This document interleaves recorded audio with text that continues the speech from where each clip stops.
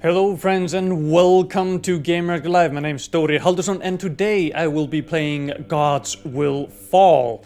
But if you've been following any of the recent streams, you may know that sometimes I have a bit of a trouble with accepting the limitations of my skill. If you saw the Ghost and Goblin stream, I just keep doing the same thing over and over and over again without success. So I felt like, I might need and require some hand-holding. So I've abused my position and I've got one of the devs joining me here on stream to, tell me how to play the game. So let's say hello to Mark and, let's have you introduce yourself real quick.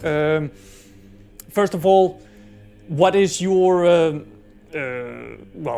what is your role on the dev team and what type of game is Gods Will Fall?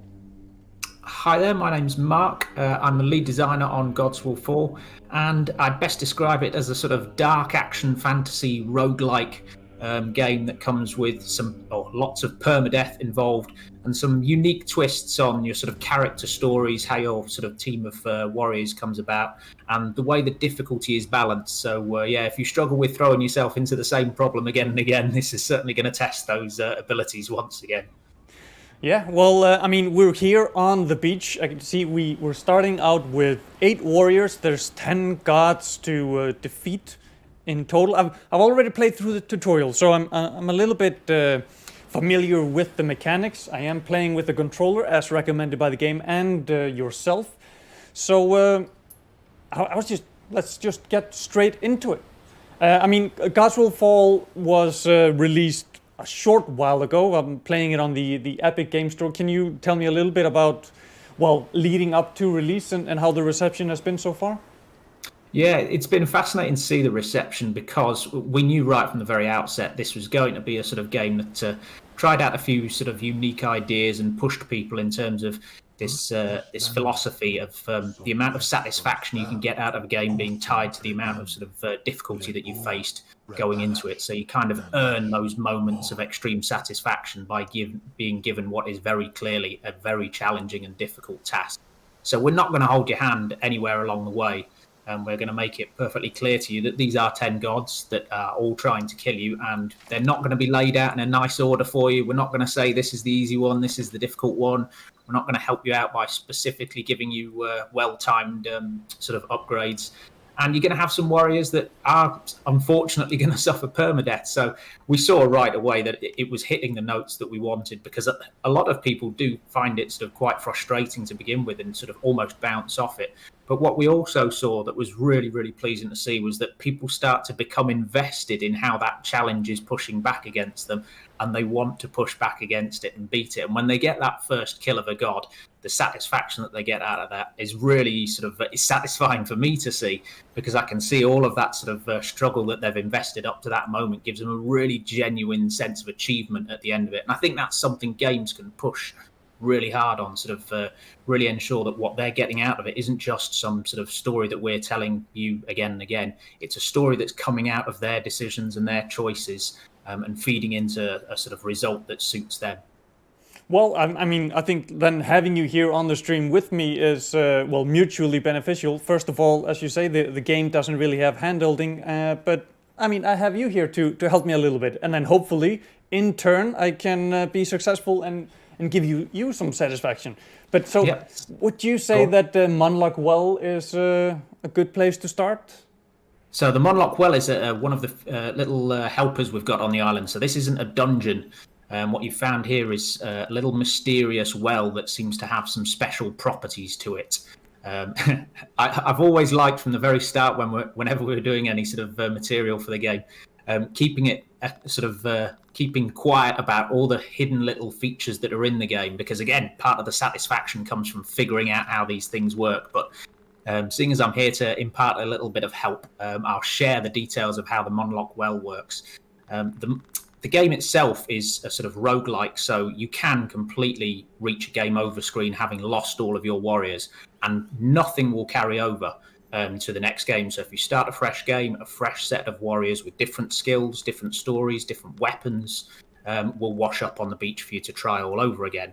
The Munlock Well is the one exception to that concept. And the Munlock Well. Oh, I've lost my. Oh yeah, sorry, I went full screen on you. Then No the gameplay problem. but The Munlock Well is the one thing that sort of magically steps across those games. So when you approach it, if you've got some items that your party has looted from some dungeons, which you haven't done yet, so you can't do it, you can throw them down into the well. And then in another game that you play later on, perhaps having won this game, more than likely having lost this game, you can return to that well and pull up a random assortment from there. So it's a little way for you to gift items to your future self when you might be trying again. It's something that you can use. You can only take out the things that you've put in, though. So deciding when you want to sacrifice a few items for your future self is entirely up to you. Yeah, so it's like a way to bring progression forth in a roguelite, but it is your choice. In a previous run, they can bring it to the next one. Well, since let's check out OSSEUS then. Yes, OSSEUS is a good place to start, nice and close to the starting point. But just because he's close to the starting point doesn't mean he's the first dungeon everybody should attempt. He's just down to the south of you there from where you are at the moment. But yeah, it's a convenient one to start with, and the beach that you start on is a nice kinder introduction there. So you can see the tree just to your left with the little doorway in the trunk of it. It's actually an upside down tree, which is based upon a ancient Celtic finding. So we've taken lots of little pieces of inspiration from genuine Celtic mythology. We're already off to a good start. So this plays into the sort of character story system and the way that all of these warriors have little stories that can be going on in the background. So whilst there is a sort of tale of the entire world, how the gods exist, why they exist, and why they hate the humans, that's all trickling along in the background through little snippets of lore. We've also got these stories that fire off on the little warriors themselves. So in that case, I think it was ULFRED somewhere along the way has some sort of there we go, yes. He has some sort of a issue going on with the god there. So he was, I think, taunting him. And that can affect your warrior's stats. So they might be particularly afraid of one of these gods. They might be particularly desperate to kill one of these gods.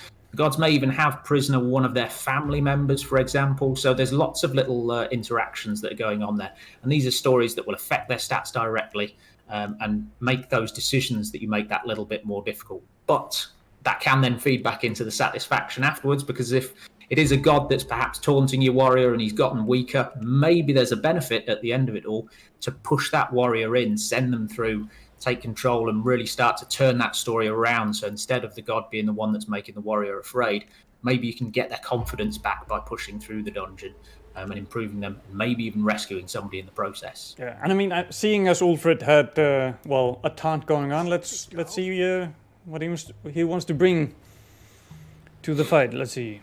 He has a wooden shield.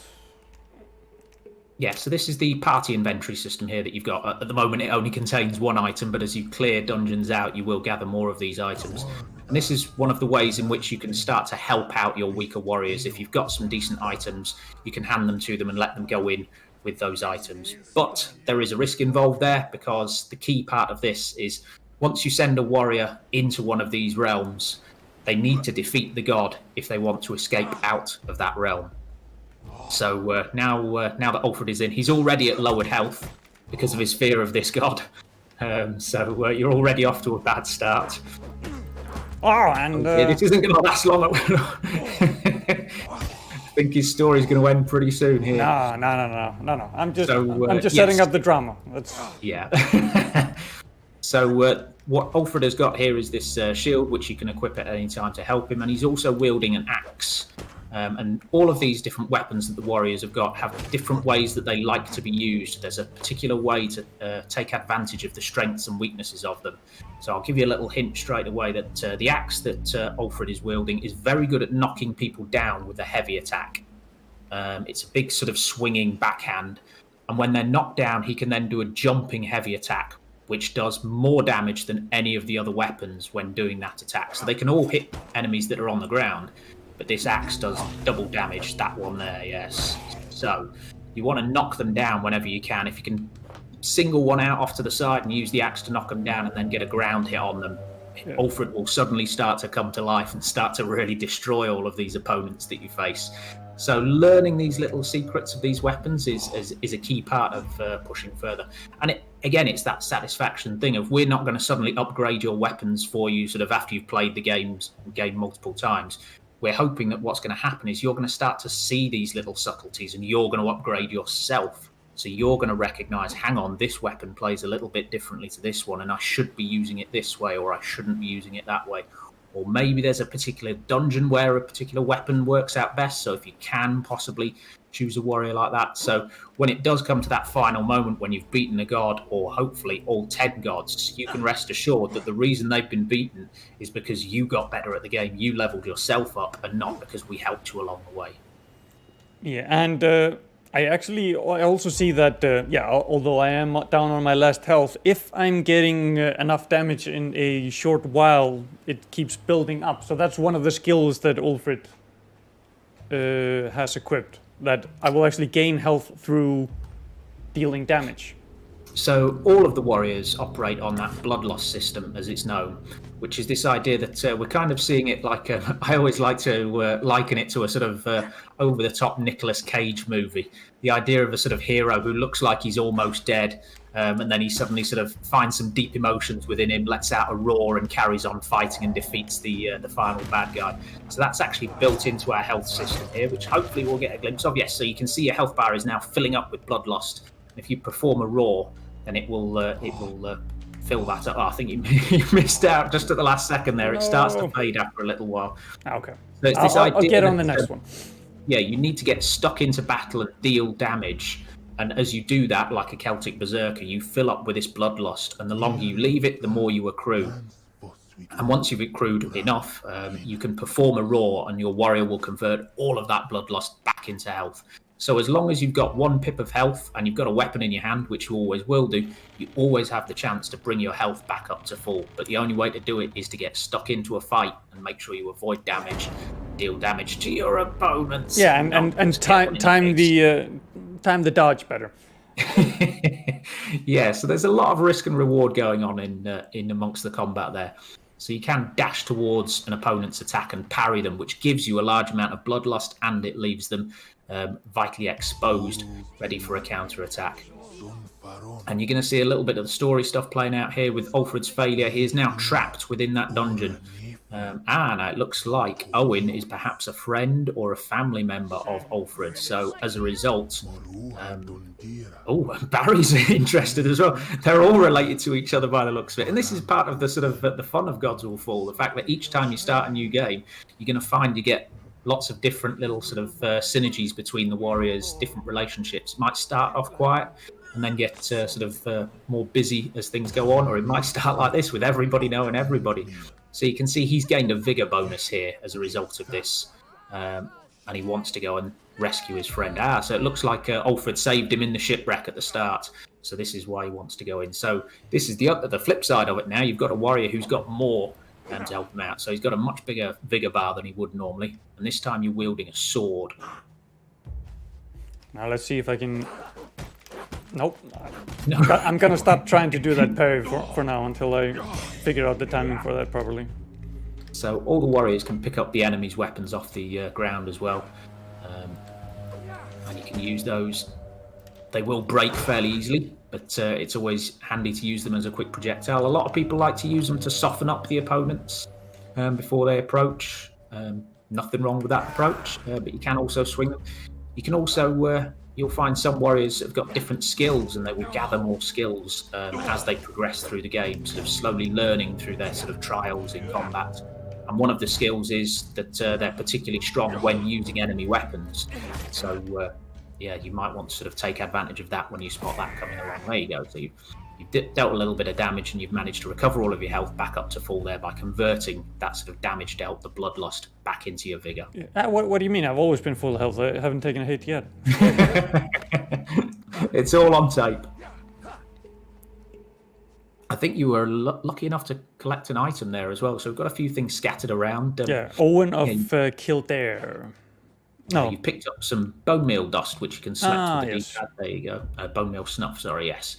So Yes, certainly when you're a weaker character and a skinnier one like this, you'll find if you swing at the same time as an enemy, there's every chance that... Oh, he saw that coming. There's every chance that... yeah, you know to avoid that. Now's your chance to go in there. Oh, yeah. So learning the little patterns of these enemies is important.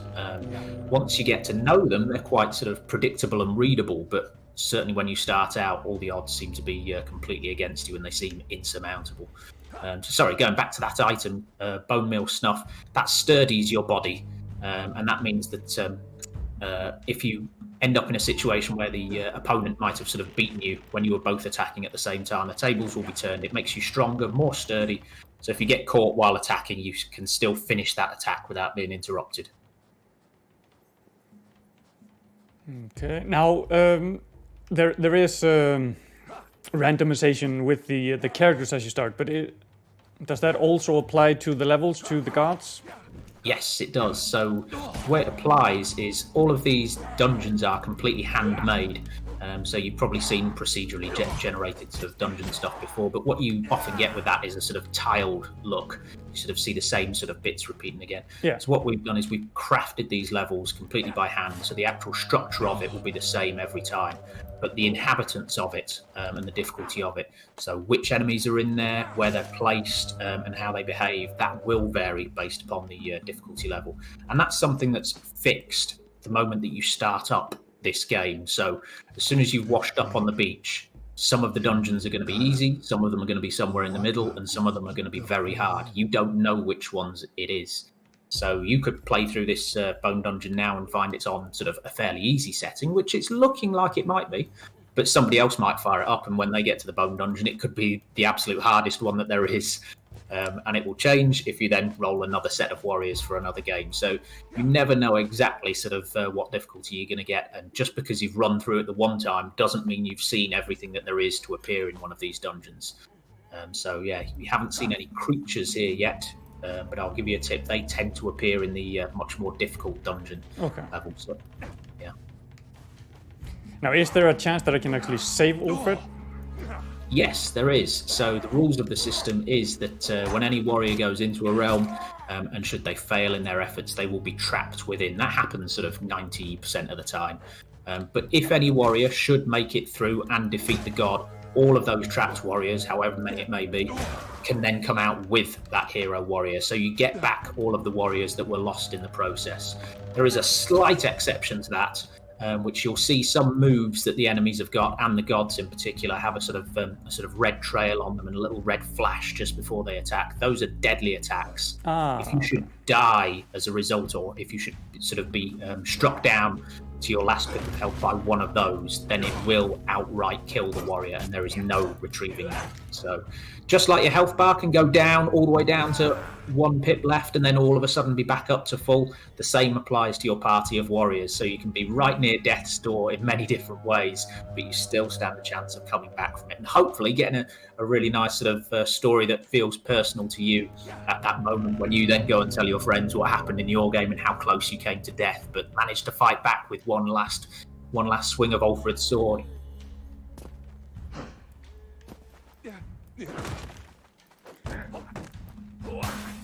Nice job. He got one hit in there.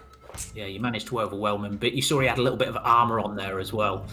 So again, skills are something that can come into play as the warriors push on further and learn more skills.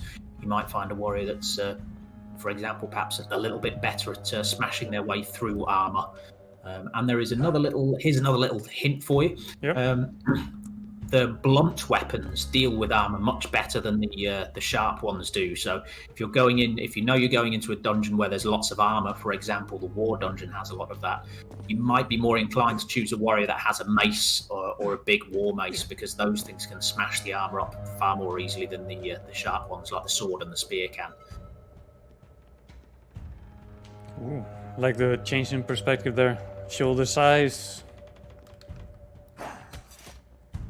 Yeah, so this realm, this home of OSSEUS, the bone god, is our own sort of interpretation of our own fictional Celtic gods. We've taken the ideas that the Celtic mythology has this idea of a sort of belief in sort of nature, and that being sort of key to the creation of the world. And we've spun our own fictional gods out of this. Every once in a while, we'll find something in Celtic mythology that's just absolutely spot on, so we'll sort of recycle a little bit of that into there. But this is an entirely fictional god. But the idea is each one of these gods is responsible for the creation of some element of the world that we live in today. In this case, this god created bone and sinew, and he believes that everybody should be extremely thankful for that. He created these fantastic sort of structures of great, strong, sort of wood-like materials in the form of bone, and sinew, which is capable of holding great skeletons together. So his world is his way of showing that off. They're all egotistical sort of narcissists. So you've been through what is the Whitewood Forest, which is where all of the all bones originate from. And he actually expects you on death to hand your bones back to him. It's like they're only a loaner. It's only a rental. So that's why you're expected to bury your dead, because once they're buried in the ground, they will pass their way back to him across the seas of time. And that's why you end up starting off on this shoreline at the beginning of the dungeon, that is having mystically travelled across the seas of time to make your way to his realm, where he's showing off his great Whitewood Forest and these giant dolmen spires, which are wrapped up in sinew to show just how strong his creation is. And is there like multiple paths where I can actually miss something going through here, or is it kind of all leading to where I need to be? Oh, bye-bye. Certainly on this one, it's a fairly linear process. The little section that you just climbed up there, there's a few little, there's a sort of a couple of little ladders that you can choose from. But for the most part, it is a sort of linear experience. It's worth exploring each nook and cranny to make sure you take out all of the enemies that are in the dungeon, because they do actually contribute towards the strength of the god. So if you fancy yourself as a speedrunner and just want to sprint all the way past everybody, you can do, but you're going to face a much tougher god if you do so. But you don't need to get every last one. You just need to have done enough. And you can actually see that in the god's health bar up in the top. You can see it's already got a few empty pips on it. So it has already gone down slightly. So you have weakened him ever so slightly to aid in your efforts. Yeah, so basically the more of his minions that I kill, the less health he'll have when I finally face him. Exactly. Now there is an exception to that. There's nearly always an exception. There always is. We've got loads of little unique cases, and it's one of the things that we've enjoyed doing is adding these little unique quirks throughout each dungeon. The Forest God, that dungeon is laid out slightly differently, and that isn't a linear process. And you can actually fight the Forest God right from the very start. But if you want to weaken him, it's worth exploring his dungeon, which is non-linear, clearing out the enemies and maybe some other key items in the dungeon. You might want to feel your way through this guy, find out what sort of attacks he's got. He can control your bones as well, so he's able to push and pull you like that. So when you see him doing that move, keep away from the edges. Yeah, okay. There you go, because he is charming your bones there. You can get a few strikes in on him, yeah. You're doing well, you're being patient. Well, jinx. Okay, that's new. Now he's making a little bit of a mess of the floor.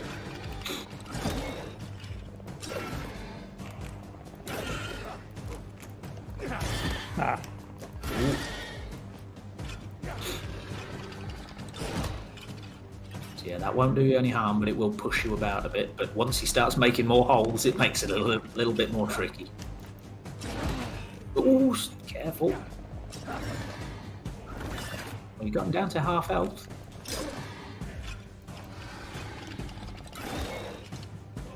Ooh, that was a big knockback.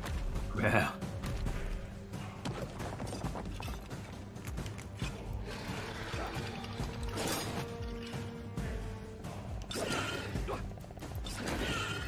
So the longer this goes on, the more holes there are going to be in the floor and the more tricky it's going to be for you. Yeah. So you've got to find your little windows in which you think, now he's going to start poking at you through the holes. You've got to find those little windows when you think he's vulnerable. There you go. So you can get one in at the start when he pops up. We know that's safe. Back away from those stabs fairly easily. There we go, we're getting a bit of a rhythm going. Oh, we took a hit.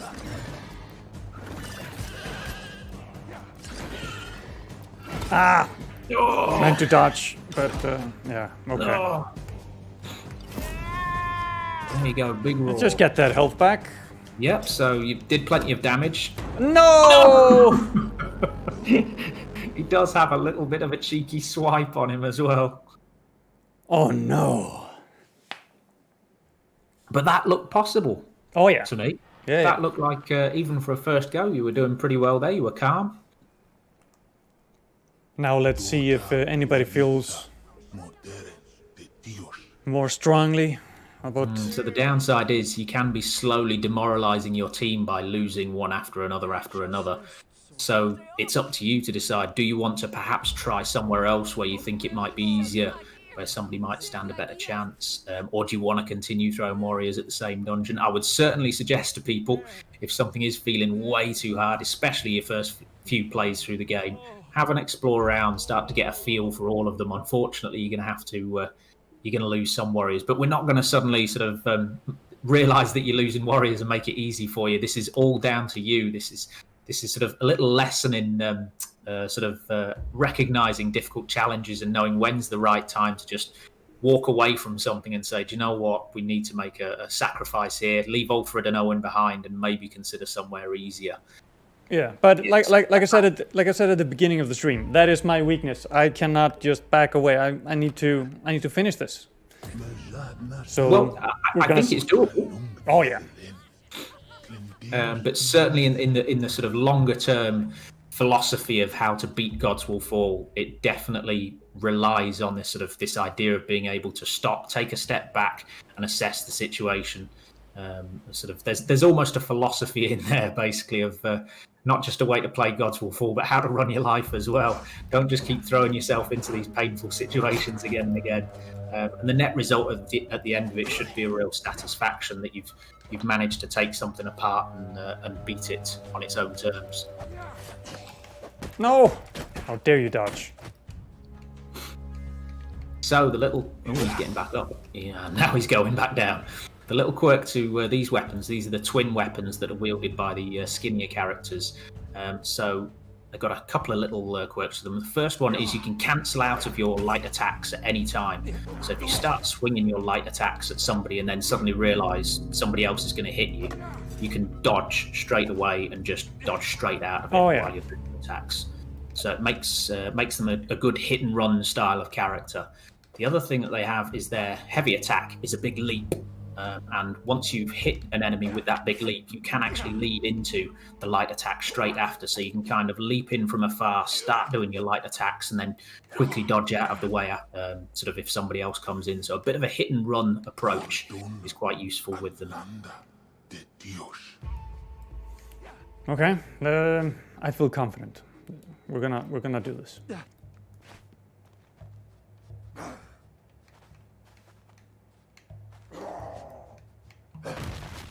There you go, you can have a go at him now. That's it, get in. 1, 2, 3, 4. Easy. There, see, you've kind of learnt there, if you can lure them into doing that attack, then go leaping in with a heavy and a set of lights. Because they're vulnerable right after they... What is it, like trees that they're... Yes, so these are whitewood trees. This is our sort of lore of the bone world, is the idea that he creates bones. And he creates them. They're sort of grown in these giant tree-like forms and then handed off to every living being when it's born. So it's kind of our little interpretation of how we think Celts might sort of view bone. If when they see it, they think, hang on, this looks a lot like wood. So that's why we've made that a part of our world. It's called whitewood, and the Celts believe this is where it comes from, and that is entirely the case in our world. It's fun watching people's reactions when they first see those start to creep around like that. It weirds quite a few people out, which is always satisfying.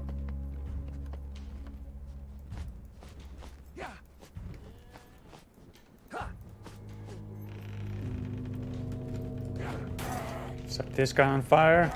Yeah. There we go. Fire do the work for you. You can see that little bell tolling there as well. That's sort of just a little lore hint to this idea of these dolmen bells that are calling all of the bones to the shore. calling them back to where they belong in the Whitewood Forest. He didn't stand a chance. It's something that I've enjoyed doing in the game is making sure that behind all of this sort of artwork and this brushy style that you can see going on, it's not just sort of thrown in willy-nilly for the fun of it. We've started to craft sort of a real story and a real fiction of what's going on behind all of this, so that you can get a sense of whenever you see something and you wonder why does that exist, there is actually an answer to it. And I quite enjoy that in any game or film where I feel I can ask questions of it and find there is an answer there somewhere behind it, deep behind it. Makes them feel like a more sort of textured world, and it's just been great fun to write. Yeah, and without it, you know, being in your face and rolling a cutscene or something, it's lore that kind of pops up automatically as you're playing the game. Yes, yeah. I like that sort of opt-in style. It's something that the Dark Souls games did very well right from the outset, was this idea that there is a history to the world, and you can see it and sort of feel it in everything that's going on, but it doesn't force itself upon you, and you don't need to know anything about it to play the game or enjoy the game. If you do want to delve deeper into it, then it is there for you. Good example would be the fact that we've got a hard and fast rule. All of these gods are absolutely horrible. None of them have any redeeming qualities. They're all bad guys. I wanted that right from the very outset. And there is a reason for it, and it is explained in the lore that you will see scattered around the world. In terms of, what's going on here? This sounds like your story is progressing. Ooh. Barry felt the will of his fallen comrades guiding his weapon deeper into his enemies. So he's gaining some confidence as a result of seeing his fallen comrades collapse here, and he wants to rescue them. So this is actually working out really nicely for him. So perhaps it was the right move to stick out this dungeon and keep going. So you've got more vigor, and you've got a damage increase in the form of strength as well. So yes, what I was saying about the gods was, they're all horrible. And there is a reason for why they hate the humans so much. And if you sort of read through all of the lore snippets and reach the little pieces of information at the end, when you beat the game, you'll get a better understanding, hopefully, of exactly why it is that way.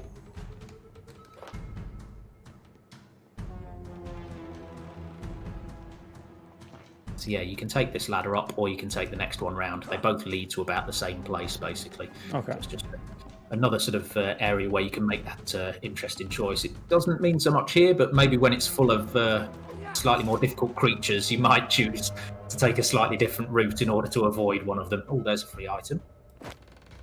Bone meal snuff, and I also have some beetle snuff. Movement speed increased. So how actually do I use them? Do I just have them equipped? Ah, okay. Well, we'll save that for now. So you can save them for the god fight, perhaps. Yes, the beetle snuff will make you quicker, which is already handy on a warrior that's already quite quick. And the bone meal snuff will sturdy you up. Although, I suppose it might work against a god. The god's already hit quite hard anyway, so it might not be strong enough to beat a god hit.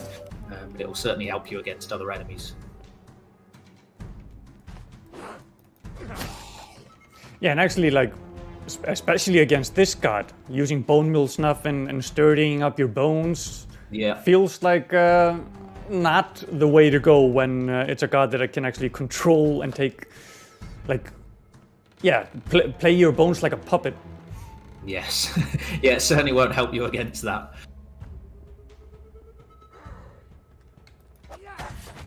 But we're standing in good stead here, so we could be off to a good start.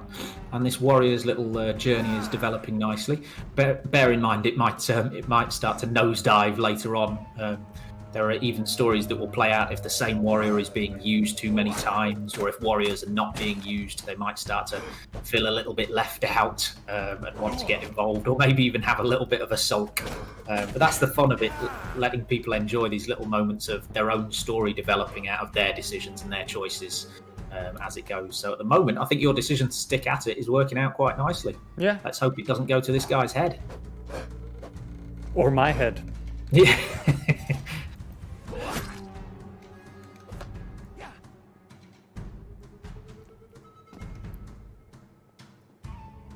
Looks like it's time to face OSSEUS again. Indeed, a second time.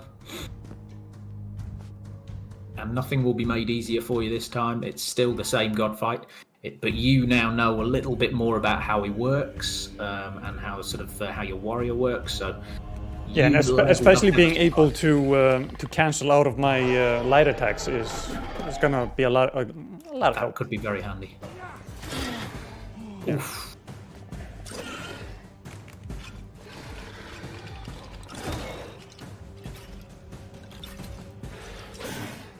So you can attack him while he's in that mode there, in that little balanced state. And there are rewards to be had from it, but it is very risky. So risk and reward is something that plays out a lot in the game. Sort of... There we go. Close.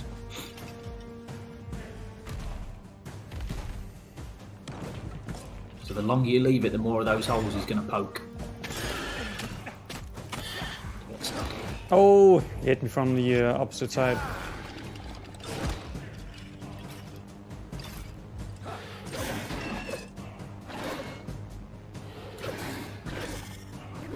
Yeah, I don't fancy trying to challenge him right there. That's all right. This is your story. You decide how it plays out. I'm not going to force you to take any unnecessary risks. Good dodge, yeah. Oh, you even parried him there. Careful, that was how you got taken out last time. Oh, yeah.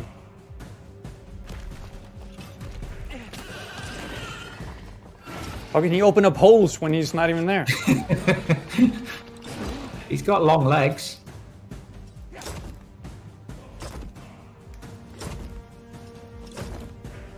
He's fast. Oof. That was the one that got you last time. You're looking alright though. There you go, get some hits in quick. Ah, he followed up with another one. He does too. I'm getting quite tense now. Oh, I did the exact same thing again. Steady.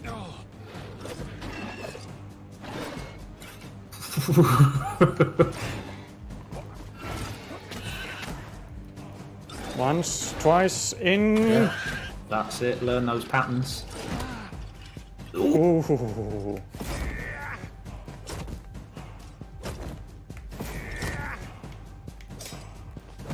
Oh, you're going to dash off the end there. No, Two no. hits. One hit. Oh. There we go. Nicely done. That was textbook. You were slowly learning your way round his moves there. A little balletic dance. Yeah, it's all about pattern recognition. That's. It is actually, yes. That's entirely it. And it's your pattern recognition that's earned you the victory there. So now on the flip side to everybody being disappointed, they're going to be happy, and we've freed up some warriors. So where things were looking glum before, all of a sudden they're stepping back up again. Indeed. And I'm gaining some strength for Barry. Vigor all over the place. Yeah. Oh, yeah. Plenty of level ups. And we've got a few little extra bone items that we've pulled out that you can now equip on somebody when you send them into a dungeon. But for now, they're just sitting in a party inventory. And some better weapons as well. Ooh. So this is the one sort of rare instance where you can actually start to choose how these warriors develop. And this is one of the sort of unique quirks of Gods Will Fall. You're not building your own warrior or set of warriors. You're making the decisions for the warriors and taking them into the dungeons. But how they actually develop is something that isn't entirely in your control. But you can, in this case, find this weapon here. This is a two-star mace. So yeah. Yeah, it feels good to replace the old mace. Yeah, exactly. Smart move. And then a bronze sword. And you don't have to equip them. If you want, you can throw it away. You can discard them. But I would suggest that you do replace. You don't have to give a sword to a sword warrior. So it's more down to the actual sort of build shape of them. So swords anybody can use. Axes and maces are sort of for the regular sort of medium-sized characters, and the larger ones. The twin weapons are only wielded by the skinny warriors, and the big giant two-handed axes and maces are only wielded by the larger warriors. But you can start to sort of shift the development of them slightly by giving them different weapons, helping them out, or maybe turning one warrior into a particularly lethal one by giving them a much better weapon. Yeah, I'm gonna stick with and trust in the randomization that I got, and try to, you know, keep them with the same type of weapons that they spawned with to begin with. At least, you know, here in the opening of the run. Yeah. And now I'm gonna do something true to form that I would do if I was just playing on my own, and that is I'm gonna go for BELENOS. Okay. Just because he's far away, and yeah, I want to see if I can just run up and take a god that's far away instead of trying to farm the ones that are close. Island, yeah, sure. So the way the island is laid out here is sort of the home to all of these gods, or at least it's the home to the doorways to all of these gods, because they all sort of exist in their own little realms far away from this island. This is just the entry point for them. That's on purpose. We wanted this idea of, we keep referring to them as dungeons. It was a dirty word during development that we kept on saying we're not allowed to use, because as soon as you say dungeon, you start thinking of just sort of castle walls, chained up people and whatnot. And if you get too caught up in that mindset, you just end up with a lot of things looking very similar. So we wanted to embrace the sort of the really sort of crazy ideas and sort of interesting source material of Celtic mythology. And we wanted to make sure that we've got dungeons that just sort of span all sorts of different realms and areas. So we're on a sunlit sort of beach there. And if we head off to BELENOS, then you're going to find we're in a very different sort of location, starting off in some sacrificial mountains up the top. So it's been fun for us to sort of come up with these new areas and locations, and the artists have had a really good time with it. And you can see from this art style that we've got, which we've sort of called brushy, this idea that everything is brush strokes rather than sort of physically based rendering, which you see in lots of things. So we're not actually recreating real sort of lighting physics. We're doing concept art style physics, where a concept artist might add a little highlight to the back of something without a real light source even being there, because it looks nice and because it feels textured. We do exactly the same in the sort of creation of these locations, and I think the artists have done a great job with it. It's really managed to help us stand out visually from a lot of other titles. Yeah, I mean, it kind of has like this watercolor paint feel. Yeah, exactly that. Yeah. You know what? I'm gonna stick with the overworld here. You'll find this is a completely safe location on the overworld. We're not going to throw any surprise at you and suddenly attack your warriors or anything like that.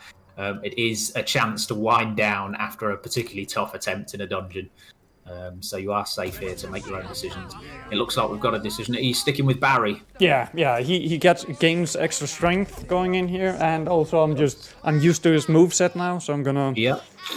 So I think he's got a little bit of a story going on there, whereby he was desperate to avenge his friends. I think he was saying he felt like a weapon of war or something when he came out of the last one. So that's working out quite nicely for you, and he's going to be quite strong. But you never know, it might push him a bit too far.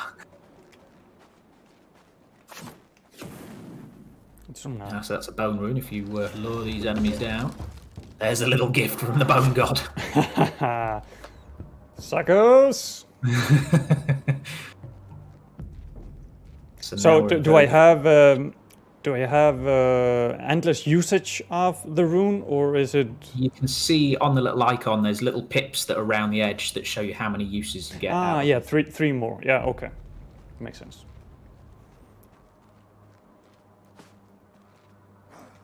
So now we're much darker. We're up in the sacrificial mountains around the valley basin where BELENOS exists. Ooh, snap. And we'll start to sort of glimpse the story of what his sort of feelings are about humans and the world as we progress through, hopefully. Oh,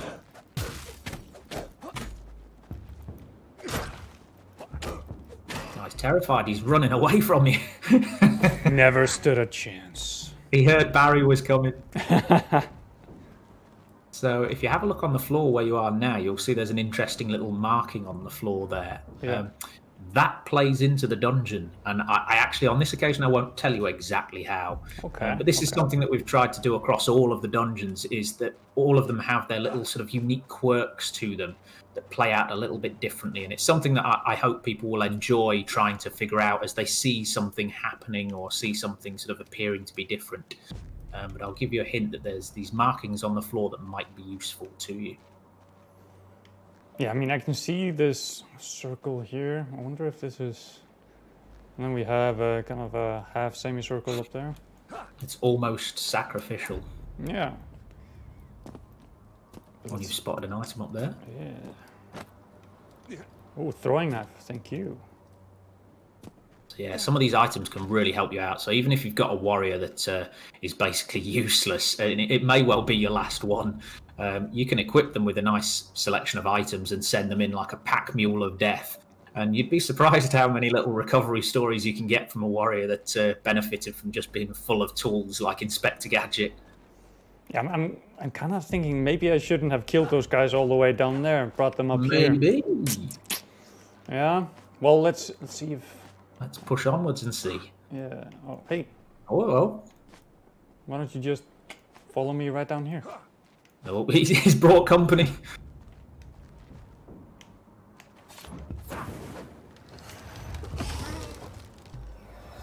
Ah, there we go. So you've just made a sacrifice to BELENOS with that well-placed kill. Yeah, and that is something that will play out in the god fight. Yeah. If you make it there. And brought him down a little bit in health, weakened him a little bit.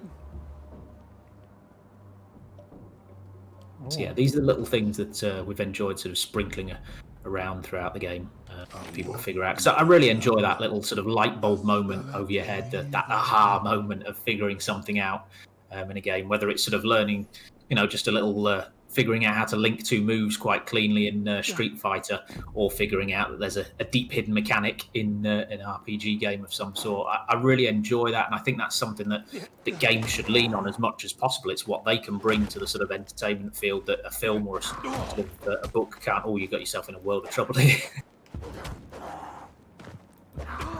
Oh, snap. Ooh. Nothing that Barry can't handle. I wouldn't be too sure. Oh, he's going for the throwing knives. Coward's way out. Barry's story's about to change. Oh, that was well placed.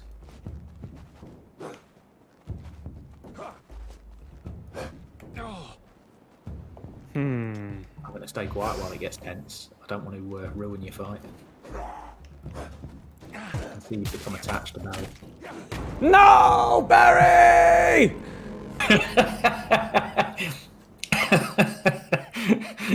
I think we just channeled a bit of Nicolas Cage.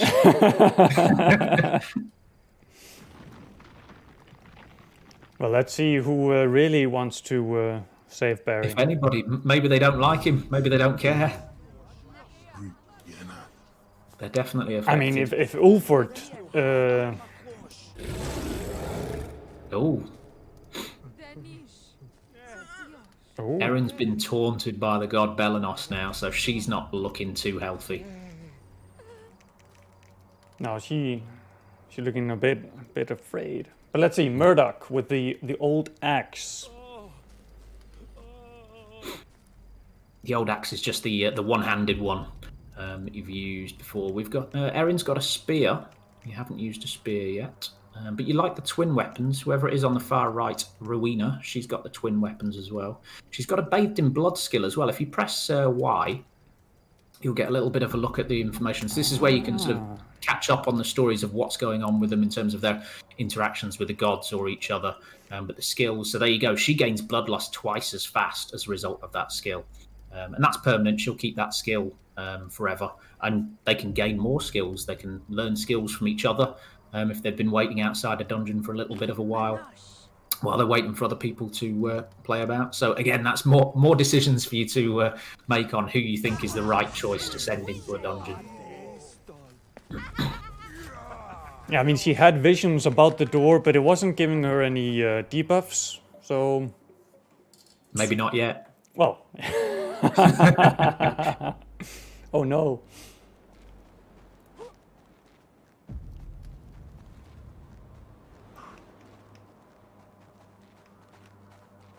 So you've not got your items to help you out this time. Oh, geez, so that was a deadly attack there. So if that were to kill you, that little red flash and trail on it, that would leave Rowena completely out of the game.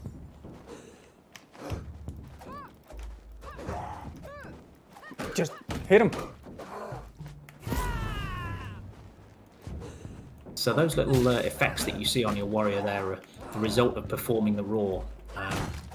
After you perform a roar, oh nice, you've got that activated, you get a little bit of a buff as a result, depending on the size of the roar that you perform. So if you just keep filling up like 1 pip at a time, you're not going to get anything back for it. But if you wait to fill up like all of the health bar with Bloodlust and then perform a roar, you will get a massive health boost, massive damage boost for about 5 seconds or so. And you can even knock back all the enemies around you with like a sort of shockwave effect. So sometimes it's worth sort of saving the Bloodlust that you've got sort of queued up and sort of hold off before you actually perform the roar. And then wait until you've got a full health bar's worth. Here I was also hoping that I could, you know, sacrifice multiple enemies, but... Only one is needed. Only one is needed.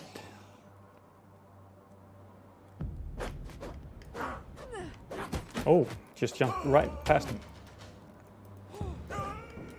Yeah, you want to use that heavy attack from a distance so that you're sort of leaping into the fray and taking advantage. Oh, no, he's a bit stronger.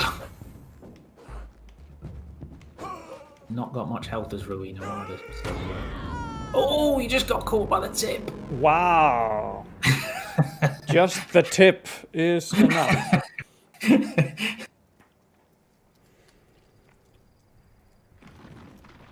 Well, I'm being consistent. You know, lose 2 right away and then go in with a 3rd and clean it up. That's... Okay, let's see if that plays out. Let's see, what are your chances? What are your options? Trina, unaffected, just an old axe. But she has no skills so she has a friend there as well. So she's made friends with somebody. I noticed in that. So Glyn, there you go. So you can kind of get the idea that yeah, if something were to happen to Glyn, it would probably affect her. Yeah, and maybe even vice versa. I mean, Per Mordok has no stories, no skills. So well, not yet. I think it's time to get him into the action. So there are little sort of stories that will play out in terms of them having successes within the dungeon. Sometimes it can go to the head, and once they've killed one god, they want to kill all of the gods, perhaps to their detriment. So yeah, there's lots of little ways these things can play out and how they can overlap with each other. And when you see one play out, there's lots of little branches and pathways that it can go in. So just because you've seen 2 friends have an issue where sort of one of them wants to be rescued by the other, it doesn't mean you've seen all the different directions that it can go in. So yeah, there's all the more reason sort of calling you back for having another go and trying another set of warriors and seeing how they play out. I still need to figure out the timing on that. On the parry. Yeah. Yeah, so the parry is key to sort of really pushing through and progressing. It's been great to see sort of some of the people on the sort of forums and subreddits sort of showing off at how easily they've managed to parry. And it is a timing thing, you've got to learn it. But it does work massively in your favour once you've got a feel for it. Why don't you come right over here? Let's...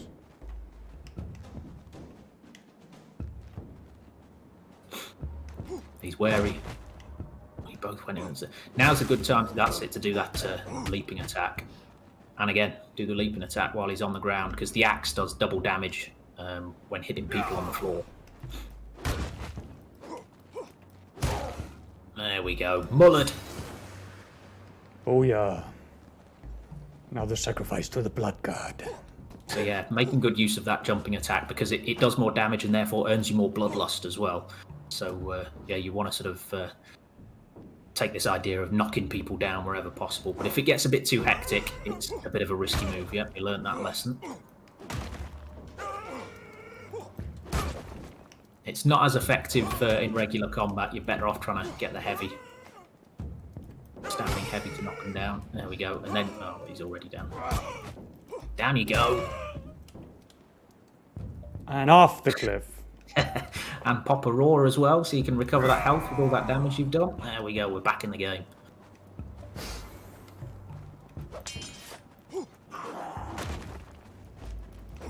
Oh, come on. He's a little bit slower to change directions than his lighter counterparts, but... He comes with a little bit more vigour in the tank to begin with, though, so what you pay for in speed, you gain. So if you just... I think you've popped a little beetle snuff there to help him out with the speed. Indeed. Yeah, that's the way. Yeah, that's the way of the axe, right there. Knock him down and then hit him on the floor.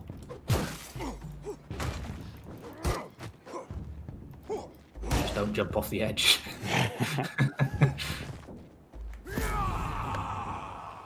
Somebody's throwing stuff at you. Down you go. Oh, hang on. He survived. Oh, I think he's managed to just land on a little ledge. He's as good as done. I wouldn't risk it. I'll blame the artist for that little piece of collision there. Okay.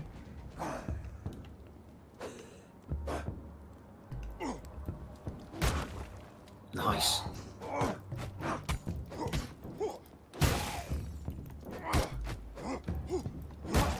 Oh, look at that. Ground pounding machine. Yes. Ah, well. I'll take that.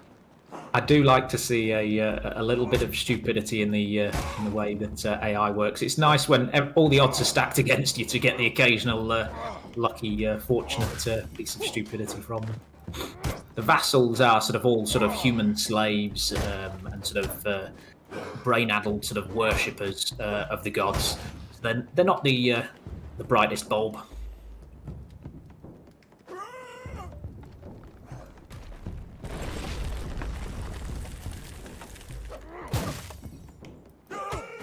Oh, hello. Oh yeah, give you a good whack there.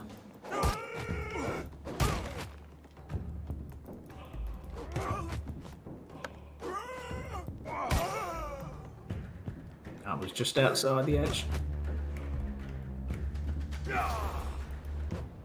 Oh, okay. I should aim my attacks. The other chap that's throwing things in is also providing you ammo to fire back at him.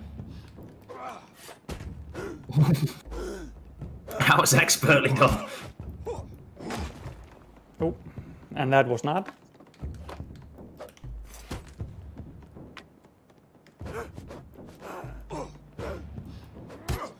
No. Stay inside the circle. Oh, he's got a little dodge on him as well. He saw it coming. One hit will do it. Yeah. You know what? Yeah. No! The pressure got to you. There we go. There we go. Right in the larynx. So if you have a little head north up through that little doorway, you'll get a little glimpse of the artist's hard work here. Ooh. Gives you a little idea of how this world is built and the lore behind it all in terms of he's the... BELENOS created the sun. So this giant basin valley here is like a big giant sundial with him in the middle of it. And he's forcing all of the people that are now within his realm, all of the humans, to build these settlements and build these giant burning wicker men and then send them west to destroy the other settlements to the west. And they're all doing the same thing, so they're all basically forced into this eternal sundial of burning each other down with giant wicker men. So, like I said before, none of these gods are particularly nice people, and this is the reason why the Celts have decided we need to overthrow them.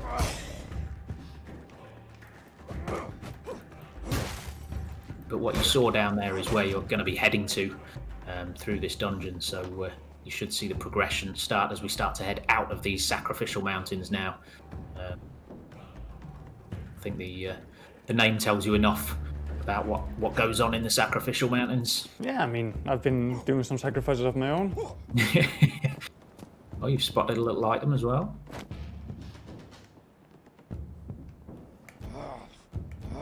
No, I just missed that by a sec. Oh, hello. Oh, so we have a creature down here. So, you know we're not on one of the easiest settings. So that willow bark will up. There you go. It will up the amount of vigor available to you, and that is permanent for the rest of this dungeon. So no reason not to use it. Oh, okay. He has reach. Got a friend with him as well. And another one coming. Let's move this fight down here, shall we? Now I have a choke. Okay, there we go. Oh, I think he's got a little bit caught. That doesn't look good. Steady on that. That looked like a deadly attack there as well. So be careful. He can knock you out of the game completely. God damn it.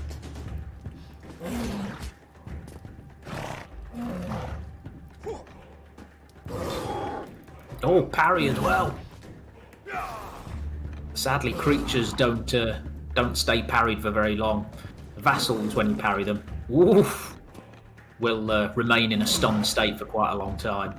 The creatures are very quick to break out of it, though, so you've got to get your hitting quick. There we go. Oh, stop interrupting me. Just a couple of hits will do him. I'd go for some light swings. Get that ox out of the way. There we go.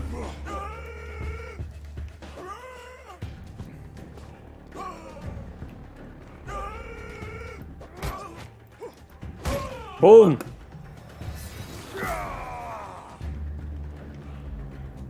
All according to plan. Yeah.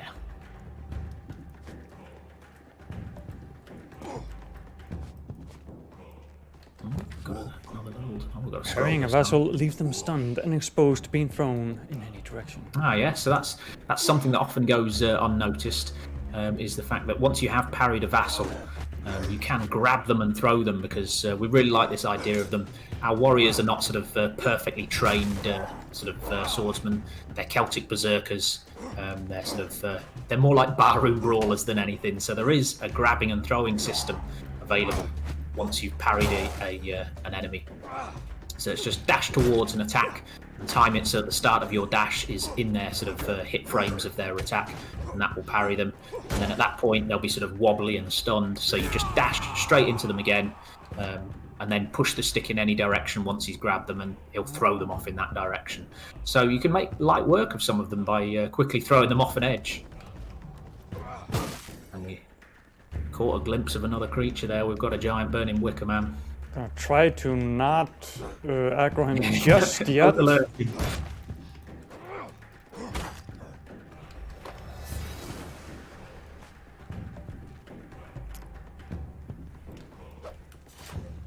So now we're down in these Backstab. burning settlements.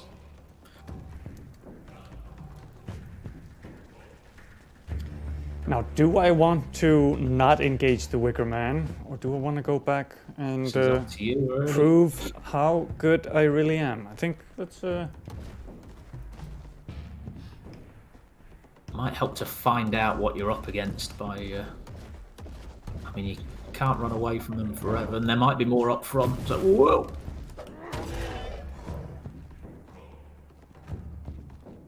They can hit hard, I'll tell you that. Bit of friendly fire. Oh, okay. There's no way of blocking that either. 1, 2. 1, 2. Yeah. Ah, okay. I Mistimed was that. about to say that was so patiently done. There we go.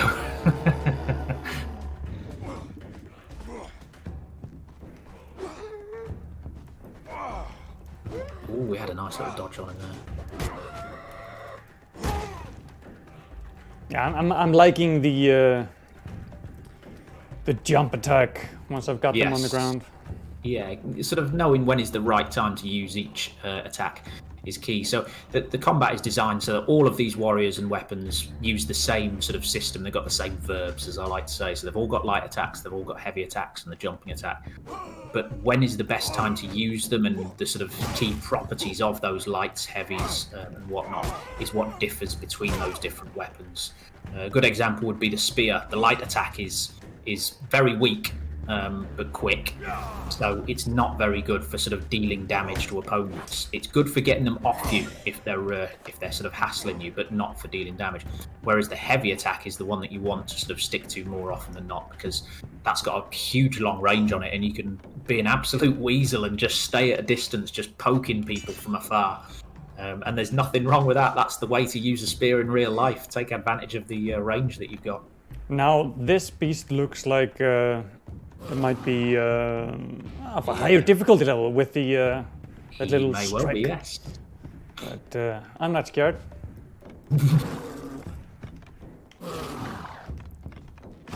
Friends come to join the fight as well.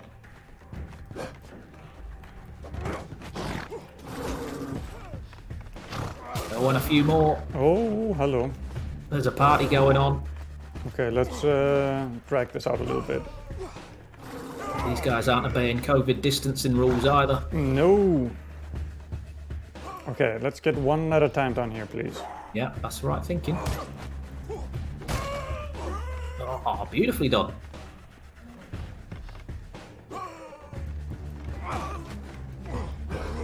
Yep, I think you're right to leave him on the ground.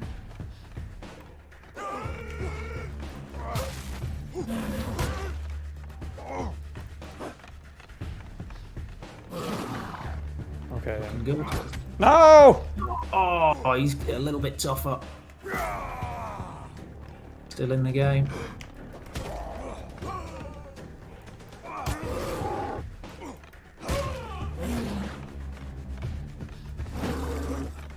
Oof, that was close. Nice dodge. Yeah, watch out for that one, that can kill you.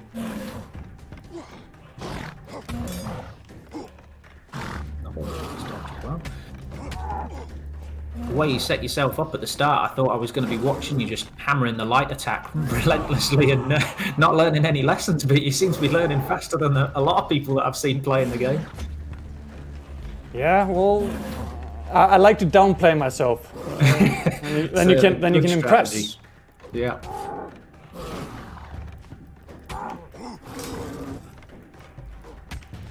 Ow! That missed that dodge. Gonna come down to the wire, 3 pips each. Oh, and he takes the coward's way out. He throws something from afar. How do you teabag? That was unsportsmanlike conduct. Well, he came in with superior With genetics, yeah. and friends. So I didn't feel like I had to play it fair. Well, I'll tell you now, you're almost at BELENOS. Oh dear. It's just 50 yards north of here. Oh, that dodge saved you. You can hear that little clash of weapons as you basically just glance off an enemy's attack when you hear that little clang. So you know that dodge saved your ass. Oh, how dare he attack me? 1, 2, 3. Yeah, they will vary up the number of their attacks sometimes, so you've got to know, get a little encyclopedic knowledge of at what level they do which attacks, when they repeat, when they don't. Obviously, at the earlier levels, they will just tend to do simpler attacks more frequently. But we're definitely on a high difficulty setting here, so you're actually doing incredibly well. Oh, and I just gave that the kiss of death, didn't I? The jinx. Now, well, considering Murdoch didn't have much on him to begin with, he got on pretty well. Yeah. Now, if I send another person into the dungeon is still on the same difficulty level. It will be, yes. There will be a few little exceptions because there is a couple of dungeons that have some little rules, I'll say, that are based upon what type of character that you send in, that can affect how difficult they are. They have certain beefs with certain warrior types, shall we say. But for the most part, yes, the standard rule is, what has been rolled there will remain there for the entirety of this game. So that is always going to be difficult like that, and it's going to have that arrangement of enemies in there. But if you were to play a fresh game with a new set of warriors, then you would have a different difficulty. And even if it was the same difficulty, the enemies would be switched around into different positions and organizations as well. So you're not going to sort of be able to learn that at this difficulty level, this creature is always here, because he won't be.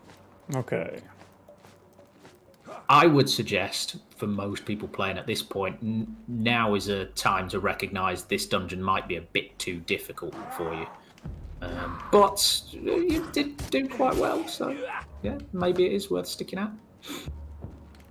But there is a fair spread of difficulties, so there are sort of a couple of really hard ones, a couple of really easy ones, and then a couple of sort of middle of the road ones, and likewise. So it's sort of an even spread of difficulties. We have this sort of ability to dial up and down the difficulty of them, and it is evenly spread out across each sort of playthrough that you do.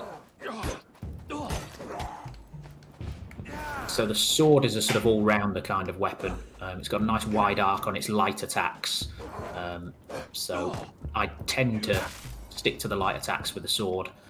You get a nice 4 hits out of that. And you can attack a group fairly nicely because it sort of swipes nice and wide. Oh, he that was just outside of the ring again. Well, time to lure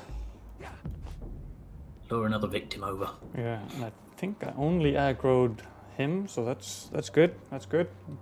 Gives me some time. Oh, perfect timing. Pick up his little his wheat club.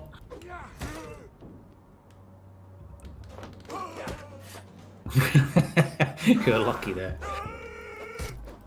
Luck or skill?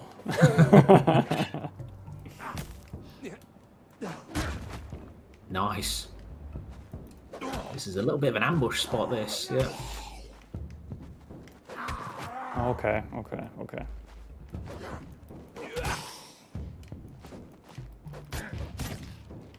There we go. So yeah, slimmer warrior, slightly less figure on them. I wouldn't try that. Oh. It's always risky. I like to live dangerously.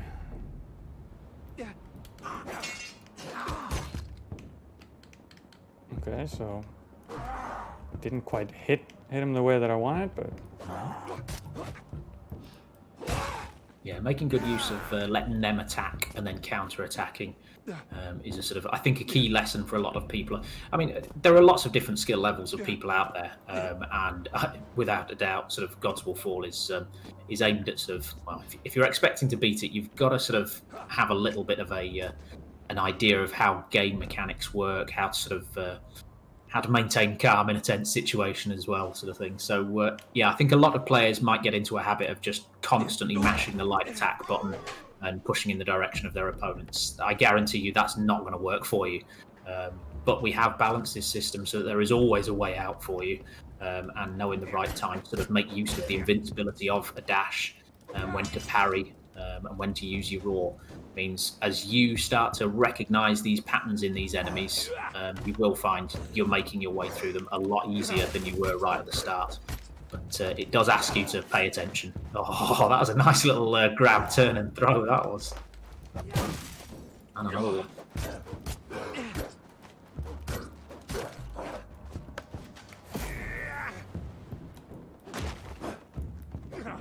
get out of here. That was a very dramatic fall off the edge as well. Nice dodge, there you go, yeah. So you're getting this feel of letting them attack, dodge out of the way, and then retaliate afterwards. Yeah, and like it took me a little bit at the beginning of this level to figure out the speed of the sword. It wasn't quite as fast as I thought it would be, but I think I got kind of the hang of.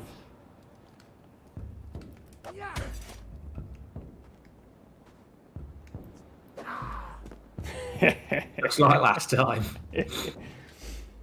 You bait it. Yep. Nailed him in one.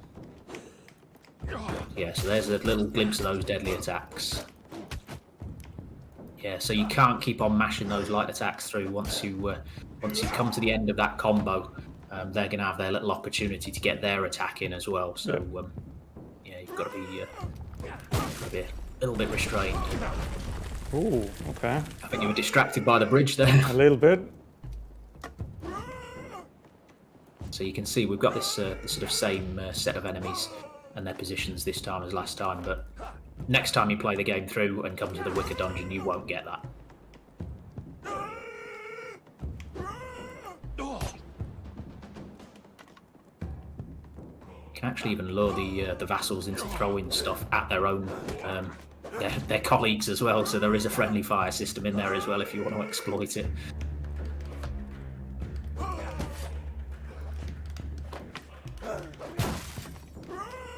I might just hang on, with one pip left. I wouldn't try and do anything special. Oh, nice, you got that. Ooh. Yeah, so you see the jumping attack still works with the sword. It's just not as powerful as it was with the axe. Now you can get into a throwing match with this guy. There we go. Oh, okay. Yeah, they'll throw some stones as well. They can fight dirty.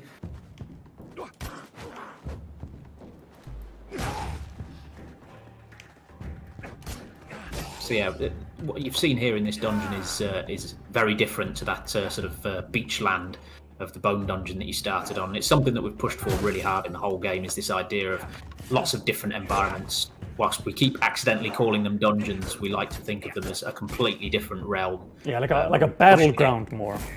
Yeah, we've tried to push a very different palette in each and every one of these, and the artists have really enjoyed it. So, for example, if you were to go to the Birth dungeon, you'll find that is a very sort of brightly coloured sort of red, blue, and with white stone. And it feels almost dreamlike in its sort of slightly otherworldly sort of setup. So yeah, we've really enjoyed trying to push the sort of variety in this. So a lot of people will see sort of action fancy dungeon crawler, and they start to think, okay, they might sort of associate that with just the same sort of same dungeons again and again. But I guarantee you, it's taken a lot of work to make sure they're all unique and all different. And it's something we're pushing for in the DLC as well, which we're working on at the moment. Again, some more dungeons. They are all unique. We're not just going to sort of do a rehash of one of the other ones. It's exhausting stuff, but it's really fun stuff. I managed to mistime that drop. Owen languished inside in prison. Now, if I decide to move away from here and go to another god and then come back later, can I still save them? Still be there. Yeah. Okay. The warriors will still be there. But I can't guarantee that it won't have an effect on people. So leaving a dungeon, walking away from it, can have an effect on people's stories. So you've seen how ULFRED had a friend who was, when ULFRED was trapped inside, there was a friend that wanted to rescue them. They got buffed up by that idea of wanting to go and rescue them. But if you were to walk away from that dungeon, there's every chance that will actually demoralize them. And so then you're taking them off to another dungeon and they're leaving their friend behind. That is going to impact how that plays out. And even how quickly you end up rescuing them can sort of have an effect on it. So, you never know exactly how it's going to work out. But it can go both ways. And I will say that you'll find a lot of the time when somebody is debuffed by something, when they're affected negatively by it, it does make it harder for you, but there may potentially be a much better reward for it at the end of it if you should stick with that warrior. So that's the fun stuff that we've really enjoyed getting out of this system. It's something that we don't think we've sort of seen somewhere else before, and it's something that was really appealing to us right from the beginning, this idea of this little band of warriors that start off as kind of no-name sort of nobodies, and a hero sort of might sort of come into your story, but it's as a result of how you've played the game and how things have turned out. So it becomes a personal little story rather than something that I've sort of hashed together for everybody to enjoy. It's something that you get out of your actions and you get to share with your friends. And now we're taking Glyn off. Hopefully, Glyn of Dinag. Hopefully we can pull this off in one, because he has a friend outside doesn't want to see any harm come to him. So again, you can see our sort of our palette changes once again to a completely different sort of colour set. We've now got a new location, the home of Ogmios the Devourer, and he created the idea of idea of eating things and taste, and he is indulging in taste whenever possible. Nice. I think you might have a skill active on this warrior as well, which might help you out. Will deal more damage as they're starting an attack. Ah, there you go. Yeah. So if you do ever want to see it, you can pause the game and then bring up the little window. Oh, is that going to hit? No. You can bring up the little skills menu and the stories menu as well, so you can see. But you caught a glimpse of that from the little flash that played out. That was you hitting them while they were starting their attack. Kobe. No, okay. Oh, it was the right range. Now I gotta try it one more time. I just need to aim. If you just quickly use the heavy attack on this before you throw it, you'll catch a glimpse of. There you go. So this is how spears work. You've got a really big long range on those. So spear warriors are one of my favourites actually, because you can just completely sort of skirt around and avoid. Oh, I don't think our little bit of extra. Oh, hang on. He's got a big club. Smash through that. Oh, look at that. Oh, there you go. So this is going to work out well against these slower enemies because you can hit them in their startup and deal extra damage. So you might have chosen the right man for the job. Oh, maybe not. Yeah, if I just hit them as they're starting up instead of afterwards. Winding it up. So that might pair very nicely with a very quick weapon, for example. So sometimes these things can come out of it, and I really like this idea of, as a roguelike, it's this notion of sort of, it's a little casino of possibilities of things that can start to intermingle and synergize with each other. And the heroes in your story are the ones where that magic sort of came together and something worked really well, maybe at a very fortunate time. And it's something that we do control with the way that we've sort of got these little algorithms and sort of rules for how these things are given to you and handed out. But there's still a little element of random in there as well. So when something does occur, it's not because we've assessed you're having a hard time, let's give you a hero character. It's just genuinely what's happened as a result of the possibilities, the chaos that is sort of life itself, basically. And you can build towards a certain build, by taking the chances and seeing, okay, he has this buff, this debuff. If I take him towards this dungeon, try to save his friend, maybe I can. But it's not outright like buying stats in a menu. Absolutely, yeah. It was something I really wanted to avoid because you see it in a lot of sort of RPG games where you can sort of adjust your character's stats, and I think a lot of other people end up spending a lot of time micromanaging and fiddling about with these options, and then you start to wonder, did I die because I kind of I should have changed it this way or should have shifted it that way. So I wanted to respect the player's time and make sure that the time that they spend engaging with the game is then genuinely pushing the story and the adventure onwards by getting involved in combat, and not from sort of fiddling about in menus, basically. And it's nice to see people become attached to these little warriors that have slowly started to develop over the course of their adventure. Yeah, I mean, I already have warm feelings for Glyn here because he is putting in work.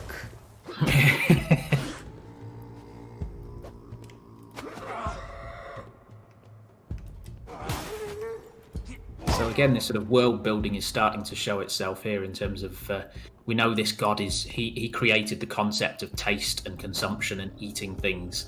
So you can see he's got his vassals at work for him, gathering food. And you'll start to see that play out a little bit further along the line if Glyn makes it further. You'll see these items you're picking up are all little meal scraps and such like. I see a flimsy thing covering a doorway, and then that means I want to go in there. So this is more a lesson in how game development plays out than an actual secret route. That was always originally intended as being a little shortcut option for the player, but things never quite work out the way that you want, and you start to find other things start to get in the way of stuff, or maybe you're short of time. So you've always got to make tricky executive decisions at every moment. And in that instance, it was decided it's going to be easier and better to just block that little doorway off. So it was going to be a shortcut available to the player. But you've always got to think on your feet in game dev and be prepared with a plan B. Indeed. And I mean, it doesn't mean further down the line, you know, with an update, patch, maybe? Exactly, yeah. Yeah, it's one of those, ooh, careful, oof. One of those things that I always like to try and get across to people that love playing games but have never developed one, is this idea that when the game goes out, sort of thing, it's you don't sort of walk away from it going, no, that's it, that's every last feature in there that we wanted, it's completely perfect, it's chef's kiss. You know, there's always been tons of ideas that you really wanted to get in there, and half the job that you've been doing is finding the right ones that work at the right time, that you can get in the time frame to get it completed. So that there's always little stories behind the scenes of the bits that you really wanted to get into the game that you just couldn't, and you'll see the little evidence of that left behind from place to place. But the nice thing about games today is we can sort of add little bits as we go, like with DLC. Oh, come on now. Get a little bit of vigor through a meal. Got to watch out for the range on his little lunging stab there. Yeah, and this guy just keeps... He knows how to use a spear.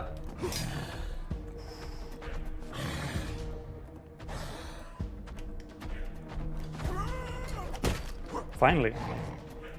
Let's get this. No, okay. Get it now.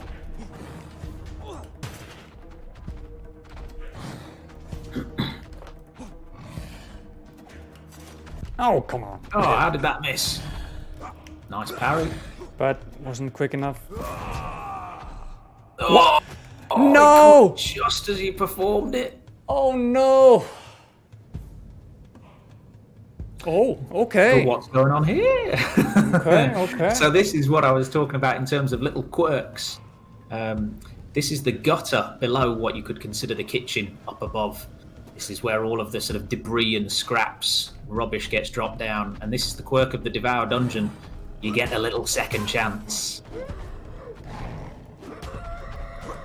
Well, you can call it a second chance, but... It's a slim one, but it's a second chance.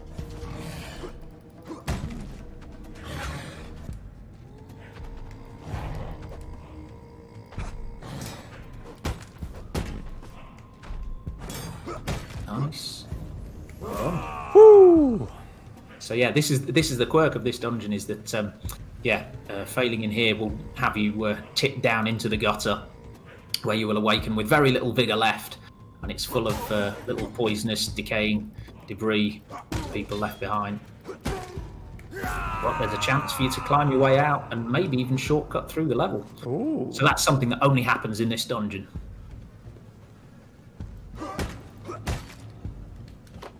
And Glenn's going from strength to strength now.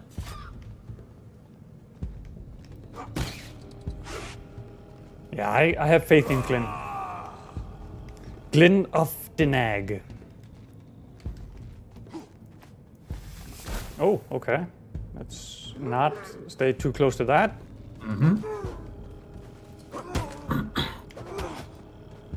So there's a little bit of synergy going on here in terms of the lore and the world here. So what you're seeing here is some of the elements of the Decay dungeon, which are down here. And this plays into Ogmios' story. If you do get to see him, you will see he's hiding a little secret about his person, which is that he has been infected with Decay. Probably due to the bad working conditions that he's left in his dungeon here, with all of these meal scraps and debris left down below in a gutter. Health and safety would shut him down straight away if they existed. There's another one of those. Nothing here. Okay, we need to go through him. Yep, there's only one way through the gutter, and that's straight through it. Oh, that range. That's the way to use a spear.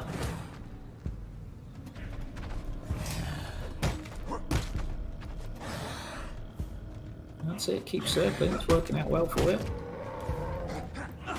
Yeah. For good measure. I'm just replacing teabagging with this. It's...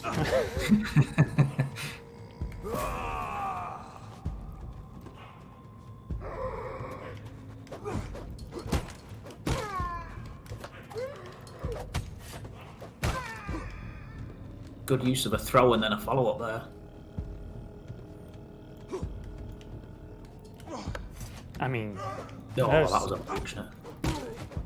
I think this skill's working out quite nicely for you. You can see those red flashes occurring quite often, which means you're hitting them in their startup.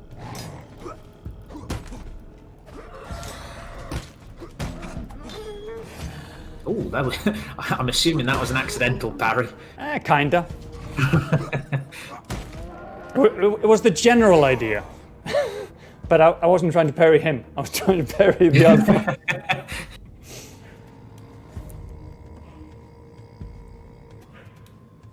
I think you're actually almost out of the gutter now. I think you've made it through.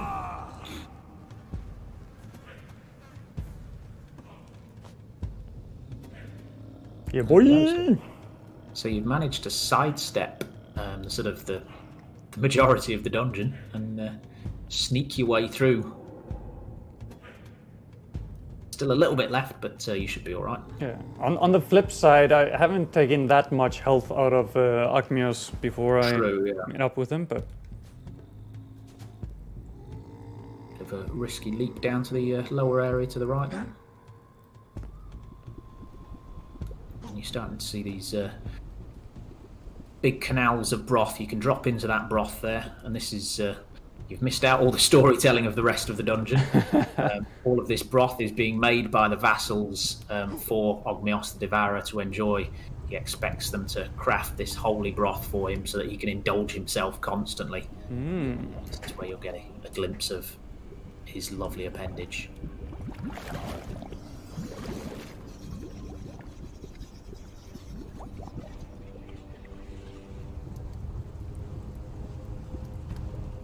Ogmios is another instance of one of those times when we've seen something in actual Celtic mythology that was really fascinating, but we've twisted it around slightly to create our own sort of interpretation of this idea of a chap with a giant long tongue.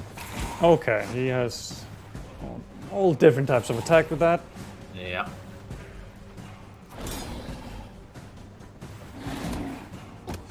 Oh, damn! Oh dear. Looks like range is to his advantage, maybe. It certainly was then. Yep. So then you've got to figure out what's the best way to approach him. Yeah, I mean, I'm guessing close the distance as fast as I can. Yeah. I just caught up on it a little bit too late. Yeah.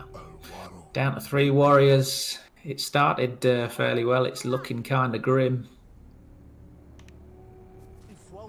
But I mean, Trina, she's motivated. She is. Got nothing to hand to her. But there we go. So she was friends with Glyn. It's her time to shine. So if Trina is the one that rescues Glyn, then there will be much better rewards for sort of pushing that storyline between them further in a manner that involved the two of them.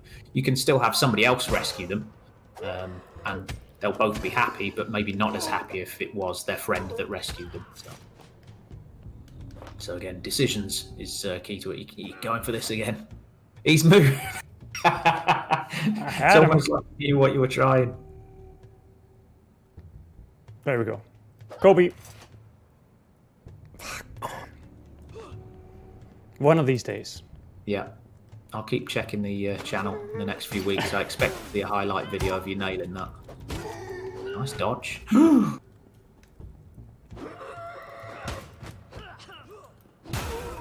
Yeah, that's the combo. There we go. Light work of them.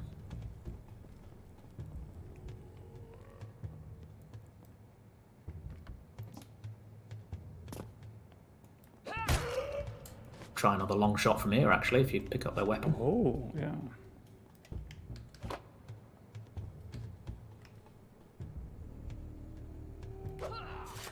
Feels good. Oh, yes! He didn't even know what hit him. He's still wondering.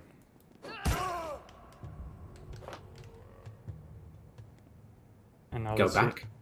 I was going to go for a blind shot, but yeah, that does make more sense.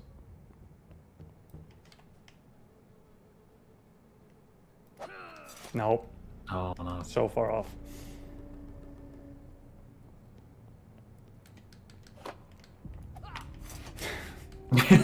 Wishful thinking. Oh, I think that connected. Really? It did indeed. Oh my word. Trina has a skill that we haven't invented in the game. She can hit targets off screen.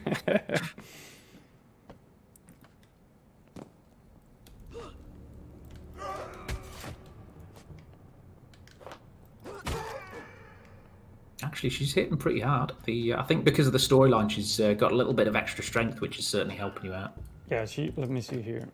No. How do I actually... If you pause it and then pull up the... there we go. There we go. Yeah.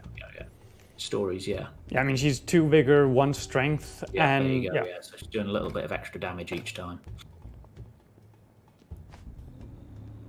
Ooh, and some goodies. Got meal. So that'll refill your bigger basket with a nice chunk when you need it. Have that equipped and at the ready.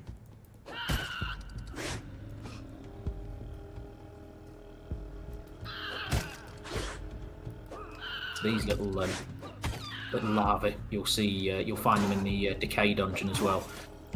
That's a sort of example of us sort of from a story from a story point of view, sort of weaving the sort of worlds together, so that they're not just individual sort of lone ideas. They are a sort of set of gods that all know each other and exist sort of in synchronicity with each other. But we have worked very hard to ensure that there are new enemies in every location. So you've already seen the Vermin Guard so far in this domain. They are those giant armored rats. And again, it's this idea of sort of working on Celtic beliefs and making them real. So this idea that this god Ogmios, because he's sort of he created taste and consumption, he's obsessed with food and the enjoyment of food, so he doesn't like to see food going to waste. And that explains why anytime you leave food going to waste, you'll find rats scurrying around, and they are the sort of the underlings of his vermin guard, going and collecting the food to bring it back to him, because you puny humans have dared to waste it. So there's always a little idea behind everything in there. So hopefully it's something people can just enjoy trying to figure out and sort of seeing. And I think it's nice from a world building point of view that you know it's all got something behind it. It's not just random ideas. Oh, I keep getting messed up with that range.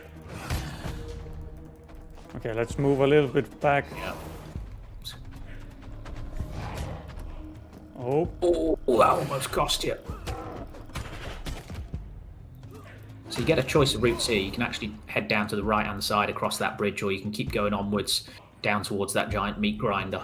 This is one of those rare occasions where there's a little bit of a choice in there. I think the meat grinder looks interesting. Yeah. I wouldn't fall in the middle, though. You don't want to get ground up.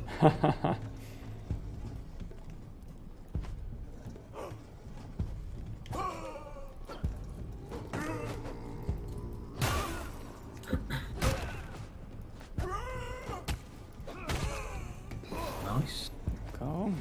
So you might not need the god at this time. I mean, never say never.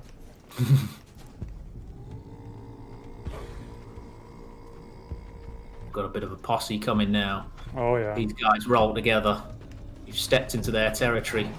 This is their postcode.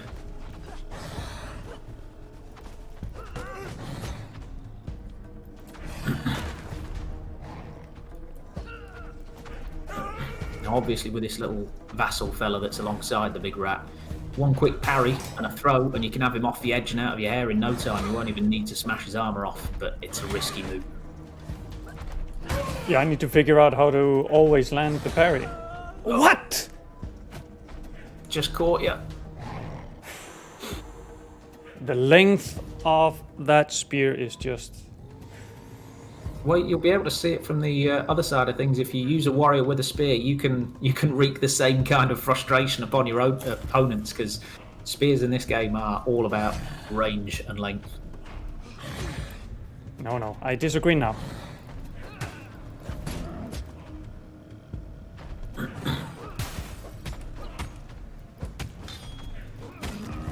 There we go.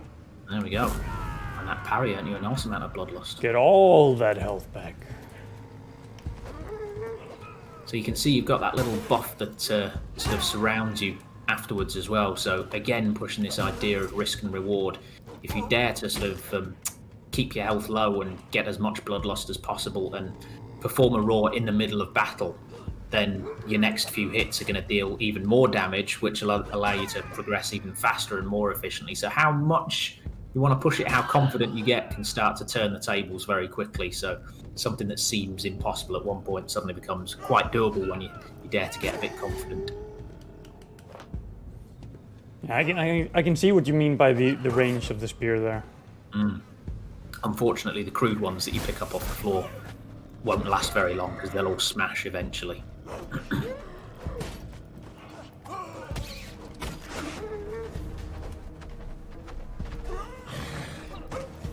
There's a party going on.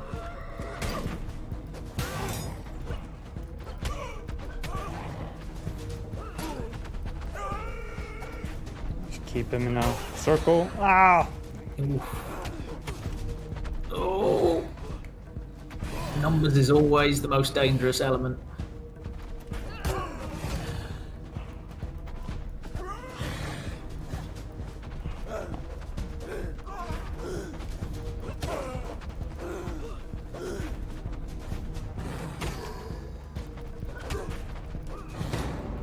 Oh. That's the fourth time that I get caught by the end of that super long spear. Well, the gutter is a second chance, but it's not supposed to be an easy second chance. Oh no.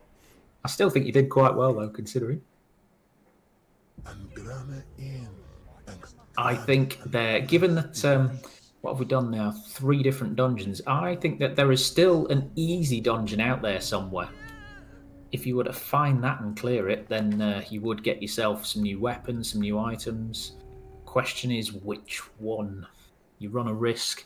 This is always the trickiness of it. So you can actually see you've lost 4 to BELENOS in the Wicker. You've lost 2 to OSSEUS there. Yeah. Tough call. I think I'm gonna head to Kranos. Go for it. Kranos, the god of knowledge. Yeah, I mean, how tough can he be? The god of knowledge. Some nerd. Well, technically he is very easy. Reaching him and beating his guards is the tricky bit. Ah.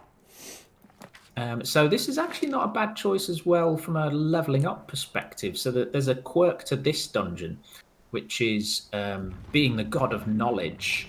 There is knowledge contained within his dungeon, and there is an opportunity for your warriors to gain skills while in this dungeon. So there are 2 giant sort of stone tomes in the back of the dungeon, which your warriors can engage with and learn new skills from. So any warrior that you send in here and complete the dungeon with can come out with 2 new skills to help them out. So yeah, it seems ULFRED is just kind of depressed. I mean, ULFRED stepped into the light and felt a wave of relief, but his time spent in that place festered in his mind like the fetid wound in his body. The thought of returning to such a terror left him uneasy and struggling to savor his... So he's basically afraid to go back in again, no matter which god I go to. I'm afraid so, but maybe if he sees some good times, he might perk back up. Yeah, let's show him that he still has what it takes. Look at that, he's got his shirt off, he's ready for it. Yeah, he's putting on a brave face, but... It was all just for show. He's actually well up for it.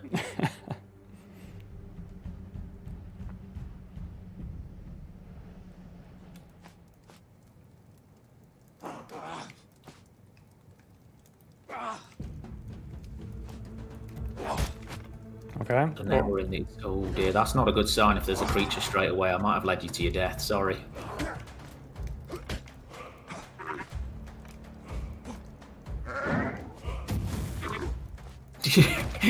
This is not going well. I can only apologise.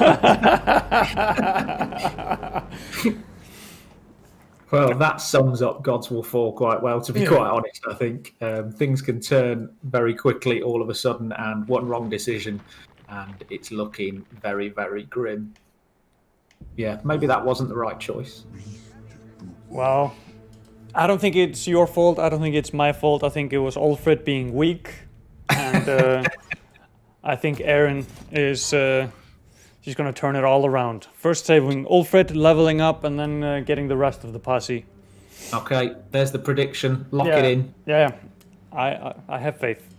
Okay, well, I'll help you out as best I can here. Yeah, make good use of the heavy attack on this spear. Just absolutely abuse that range. There you go, see? He's abusing his range as well. Watch out for those little fire pits. You can set yourself on fire.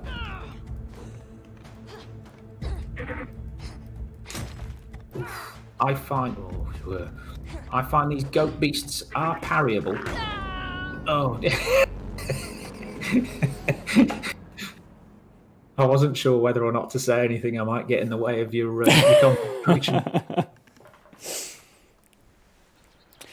But you see, this has been my plan all along, because of course we have to show what happens if you lose a run and start another one. So Which is it was all planned. absolutely the case. It's all planned. Yeah, completely intentional. But that does give you a good glimpse of what to expect from Gods Will Fall. The fact that it will punish you brutally. You got one god killed, mind you.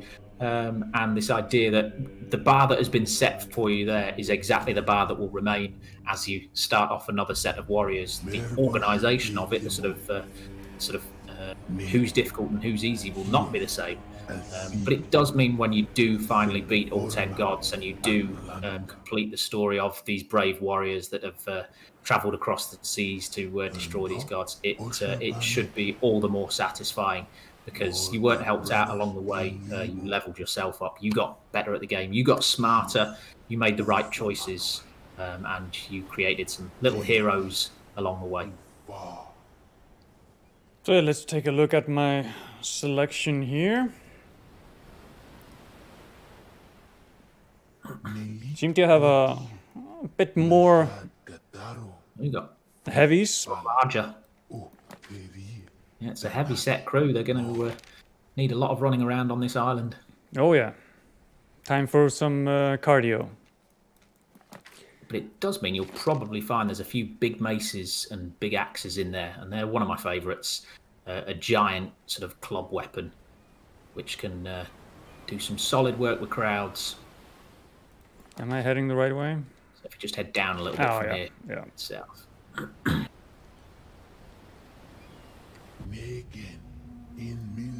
Blair trembled as the doorway came into view. For years, this site had dominated her sleep. The nightmares are now real. Okay, well, I guess Blair is gonna hang back. Yeah. Old axe, old sword, old war mace. There you go. So the war maces and war axes are the big two-handers. Oh yeah, Gwyneth, you're up. She's keen. Up for it. And in you go. So, again, there's light attacks and heavy attacks. In this case, the light attack's just two big swipes of this giant weapon, but the heavy attack can be charged up. So it's a risky one. There you go. You see that little flash? That means it's increased to full power. So you can charge that up and drag it along and then unleash it. And there you go. Just completely slaughter somebody with it. So there's a mindset of how to use that weapon best. Oh, a little bit too soon. They were just getting up. But yeah, I wouldn't sleep on the light attacks. They do chop through crowds quite nicely. But yeah, the heavy attack as well, it's sort of straight down the middle. So no good in a crowd. Stay down. Yeah, I don't even know why he bothered standing up. Oh, okay. So this guy's wearing the prow of a boat as armor.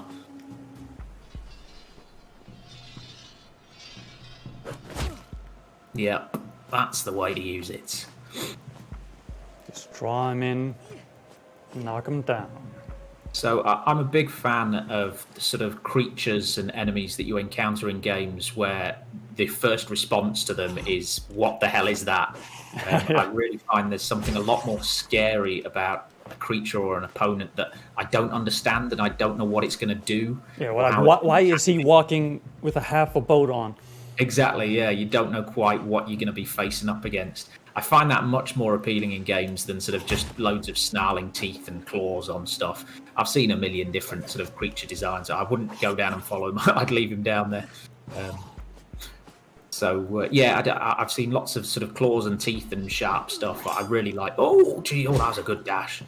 I really like sort of the weirder designs we can get, and Sean, our concept artist, has quite an affinity for coming up with the weird and wacky. Normally, the first question is, how are we going to build that? It's always good fun. I think that's what games should do. It's sort of, you're the key part in any game. You're the one that has to experience it. And decide how things play out. So anything that elicits a response in you and your agency within that game, I think, is far more powerful than just sort of making something snarl at you. He has range.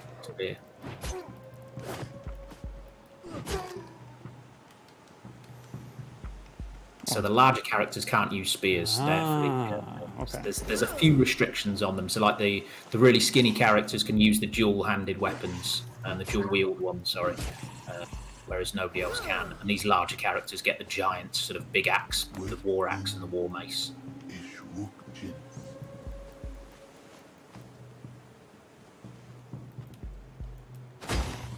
Yeah, from the top buckle. I still find that satisfying every time. So it's time to go for a little bit of a boat ride.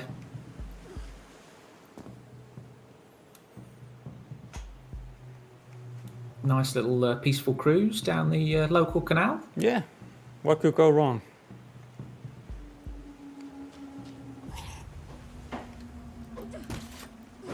We've got some pirates. Uninvited visitors. Yeah, it's always the case.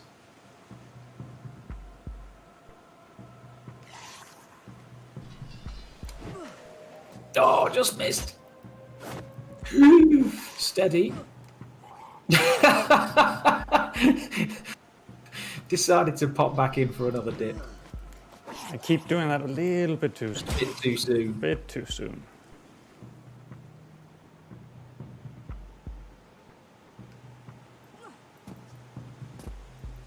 Yeah, with any combat system, you always find there's, as soon as you start putting it together and you start enjoying the work that you've done, somebody very quickly finds a way to exploit it some way.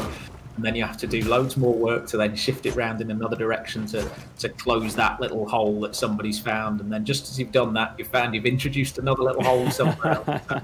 It's a lot of fun, but it's also a gigantic headache putting together a combat system.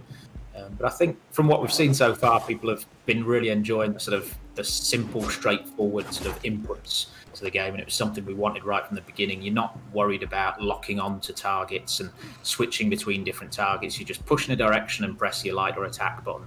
But there's enough little depth in there that there are little ways to different ways to combine them. And yeah, exactly.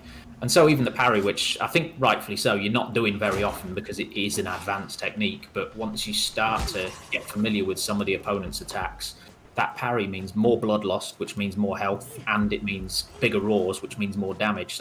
So then you start to take more risks and start to get better. And that's something that's available to you right from the very beginning. Oh, too short. So yeah, you should find yourself getting more and more deadly as you play the game more, just by virtue of learning. Yeah, getting good. Yeah, indeed, getting good. Oh no. So this is the Sea Realm, which is ruled over by Boadanu, who has a history elsewhere in another dungeon somewhere else, which I sort of shan't go into. But yeah, so her backstory leads into why she behaved a certain way and has a particular reaction to certain types of warrior entering into her realm. Ooh.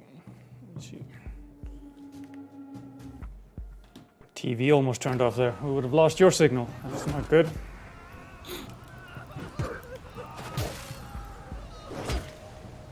Oh, you managed to polish him off just before that hit came in. Perfect timing. Let's see. Can I actually free some of these poor souls? Or No, you can't, unfortunately. Well, I can make sure that no more join them. It's just an eternal torment for them. Once again, another sign that these gods are not nice people. Smashed it clean off.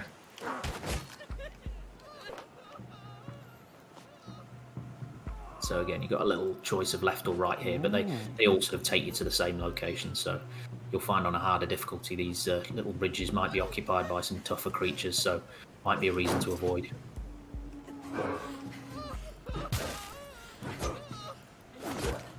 Get out of here.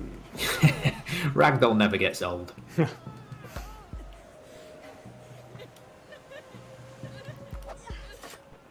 Oh. Oh, missed He time. got hit at the end of the boat there. Does the job.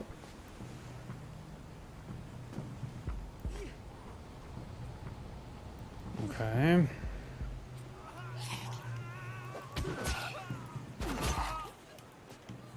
Smashed into the wall at the side. Okay, you've actually made quite good progress through here. You're almost at the end. Oh, that was a bit ballsy. mistimed.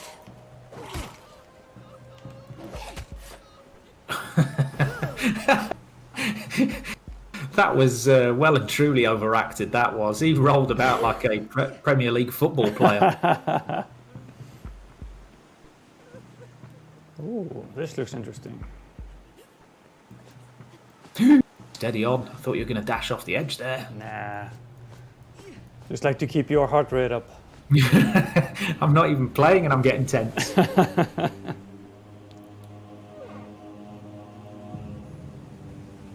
Now, I'd like to learn her backstory a little bit. Like, why is she wearing a funnel as a helmet? Well, that's sort of based on actual Celtic sort of clothing. Though they were quite sort of strange in their sort of their outfits and costumes. They were very colourful, and the shapes were quite odd. And it was one of the things that appealed to us right from the very start. The Celts, they were very sort of far from the usual sort of fantasy kind of get-up that you might picture.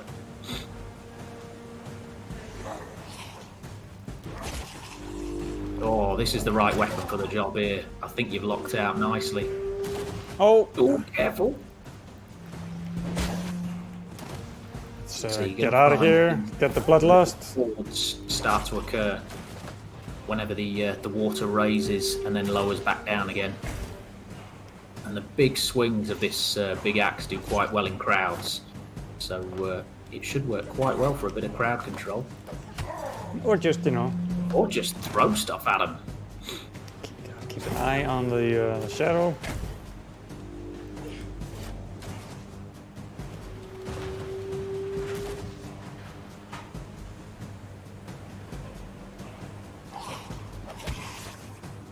We've got a few more this time. Oh! You made that look almost choreographed. Yeah, scripted. Yeah. We've been practicing that all week. So you'll find these little tentacles are there to hinder your progress towards her. Okay, okay. You can hit them to get them to recede.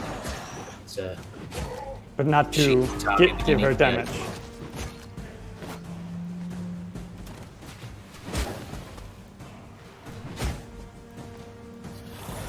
Oh, how dare you. Big slap. And another big slap.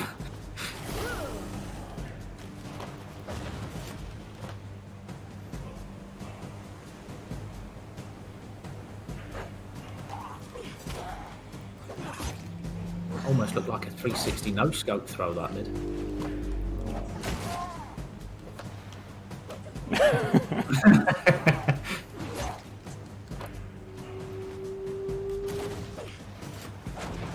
Oh, just as she left. Rude. Still, it's going smoothly. Oh, cleaved through them. There we go. She doesn't like that.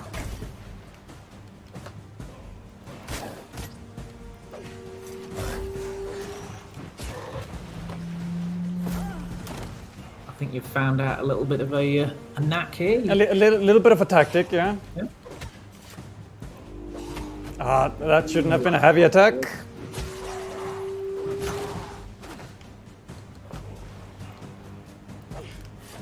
That's too far away.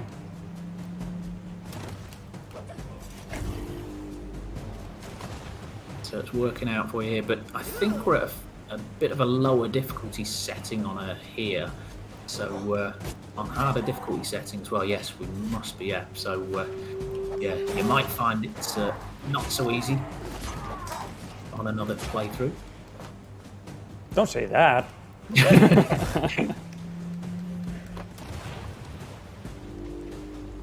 So the other little the quirk that goes on with this dungeon is it has an sort of it shifts its difficulty slightly based upon the kind of warrior that you send in, and you've made the right choice going for Gwyneth. Nice. So it might have worked out in your favour. Oh no. Oof.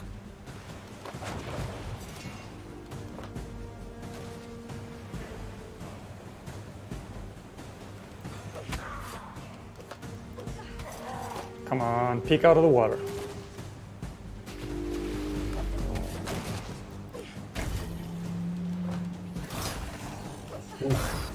Fortunate dash. You're almost done.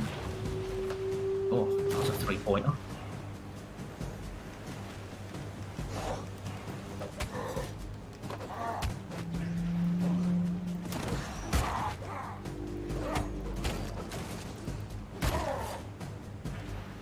Looks like you're getting confident now. Oh, I thought I still had a throwing weapon.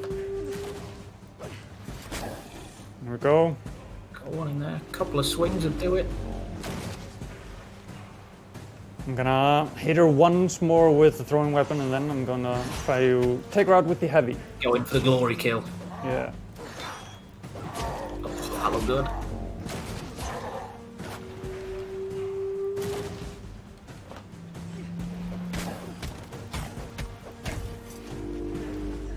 So as you swing those crude weapons, they will break up. Oh yeah.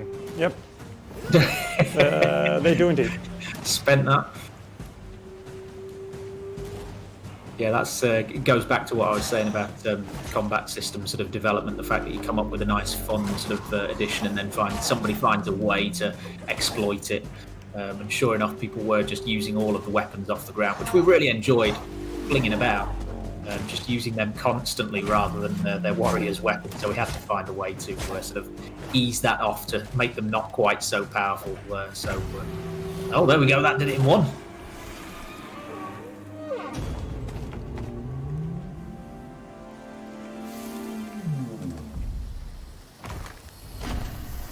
Odano has fallen.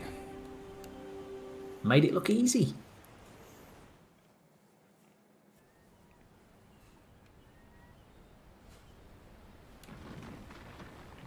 That's the perfect start to a game. Indeed. Let's see. As the door crept open, a battle-weary Gwyneth stepped proudly into the light.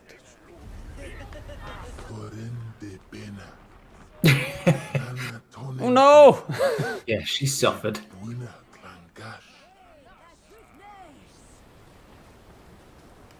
So she's somewhat injured after all of that. But look at that, everybody else has leveled up quite nicely. You got a few items. Got a bow and arrow, nice.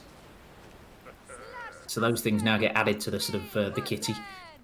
Got the twin maces. I think. So these are tier 2. So yeah, these are only for the skinny warriors. So, and then you can hand these out if you like using spears. You could maybe switch somebody over to a spear.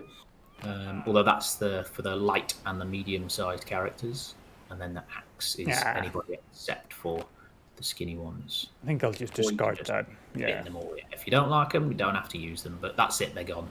Again, that was another one of these sort of design decisions to ensure that you're not constantly going back and forth, sort of swapping weapons around. We initially had this idea that you sort of had a discard pile, and then you could start to take the ones that you've taken off somebody and then give it to somebody else. But it all sounds like a nice idea to begin with, but you end up with a very sort of complicated UI system. You get people confused as to why this old weapon is now something that's available when it wasn't before. And you find the player is just spending a lot of time sort of messing around between those things. So this decision was made to sort of streamline this and ensure that, no, it's hand out these weapons and then move on. We're well aware of sort of how long a time you can invest into one playthrough of Gods Will Fall. So I just want to make sure that we're not wasting your time or giving you the opportunity to waste your own time, basically, by worrying about small little things like that. When in truth, it's better to just make a choice and get on with it. Which, funnily enough, actually parallels game dev itself a lot of the time. It's not about making the right decision. It's about making a decision and then pushing progress onwards so that you can get on with that feature and get it in and getting it polished, rather than worrying about what if we did this, what if we did that, maybe this, ooh, and then paralysis of choice means you get nowhere. So, yeah, interesting little parallel there. Yeah. Oh, there's a little, well, I say little, giant hand right here. But that actually brings us to 6 o'clock, which means I've run out of time for the stream. But I would like to thank you so much for joining me, showing me the ropes, getting me, faster into Gods Will Fall. Let's hit the viewers with a little bit like what platforms is the game on and price and stuff like that.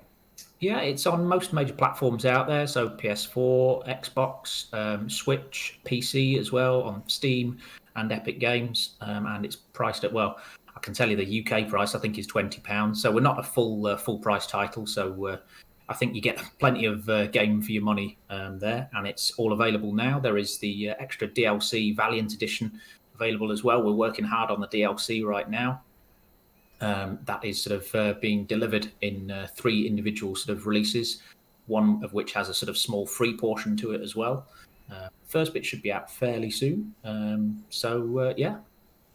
Yeah, and you mentioned the PS4 and Xbox One there. Is there any plans for having like an enhanced edition for the PS5 or the Xbox Series, or? It is PS5 compatible, I believe, but right now our attention is solely focused on this DLC, making sure that the people that were kind enough to buy the Valiant Edition are getting as good a quality set of DLC as we can make possible. But I'd never say never to extra little bits like that. We're always sort of spotting things that we can do to improve the game and patch it wherever possible as well. So yeah, we'll see. Okay, well, thank you so much for joining me, Mark. It was a pleasure. Likewise, I've absolutely enjoyed myself, and it's always great to share the sort of fruits of the labour of all the team's hard work. Everybody exhausted themselves getting it put together for release day, and see some of the sort of great responses from people has been really fantastic, and it's always fun to watch somebody else play the game and have a hard time. Yeah, and then maybe when the DLCs starts dropping, we'll do this again. That'd be lovely. Yeah. Well.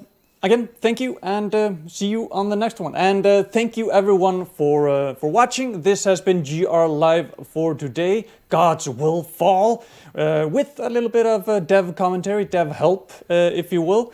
And make sure to, you know the routine. Like and subscribe and all that. Join GR Live, where we take a look at all the latest games coming out with a plethora of hosts and.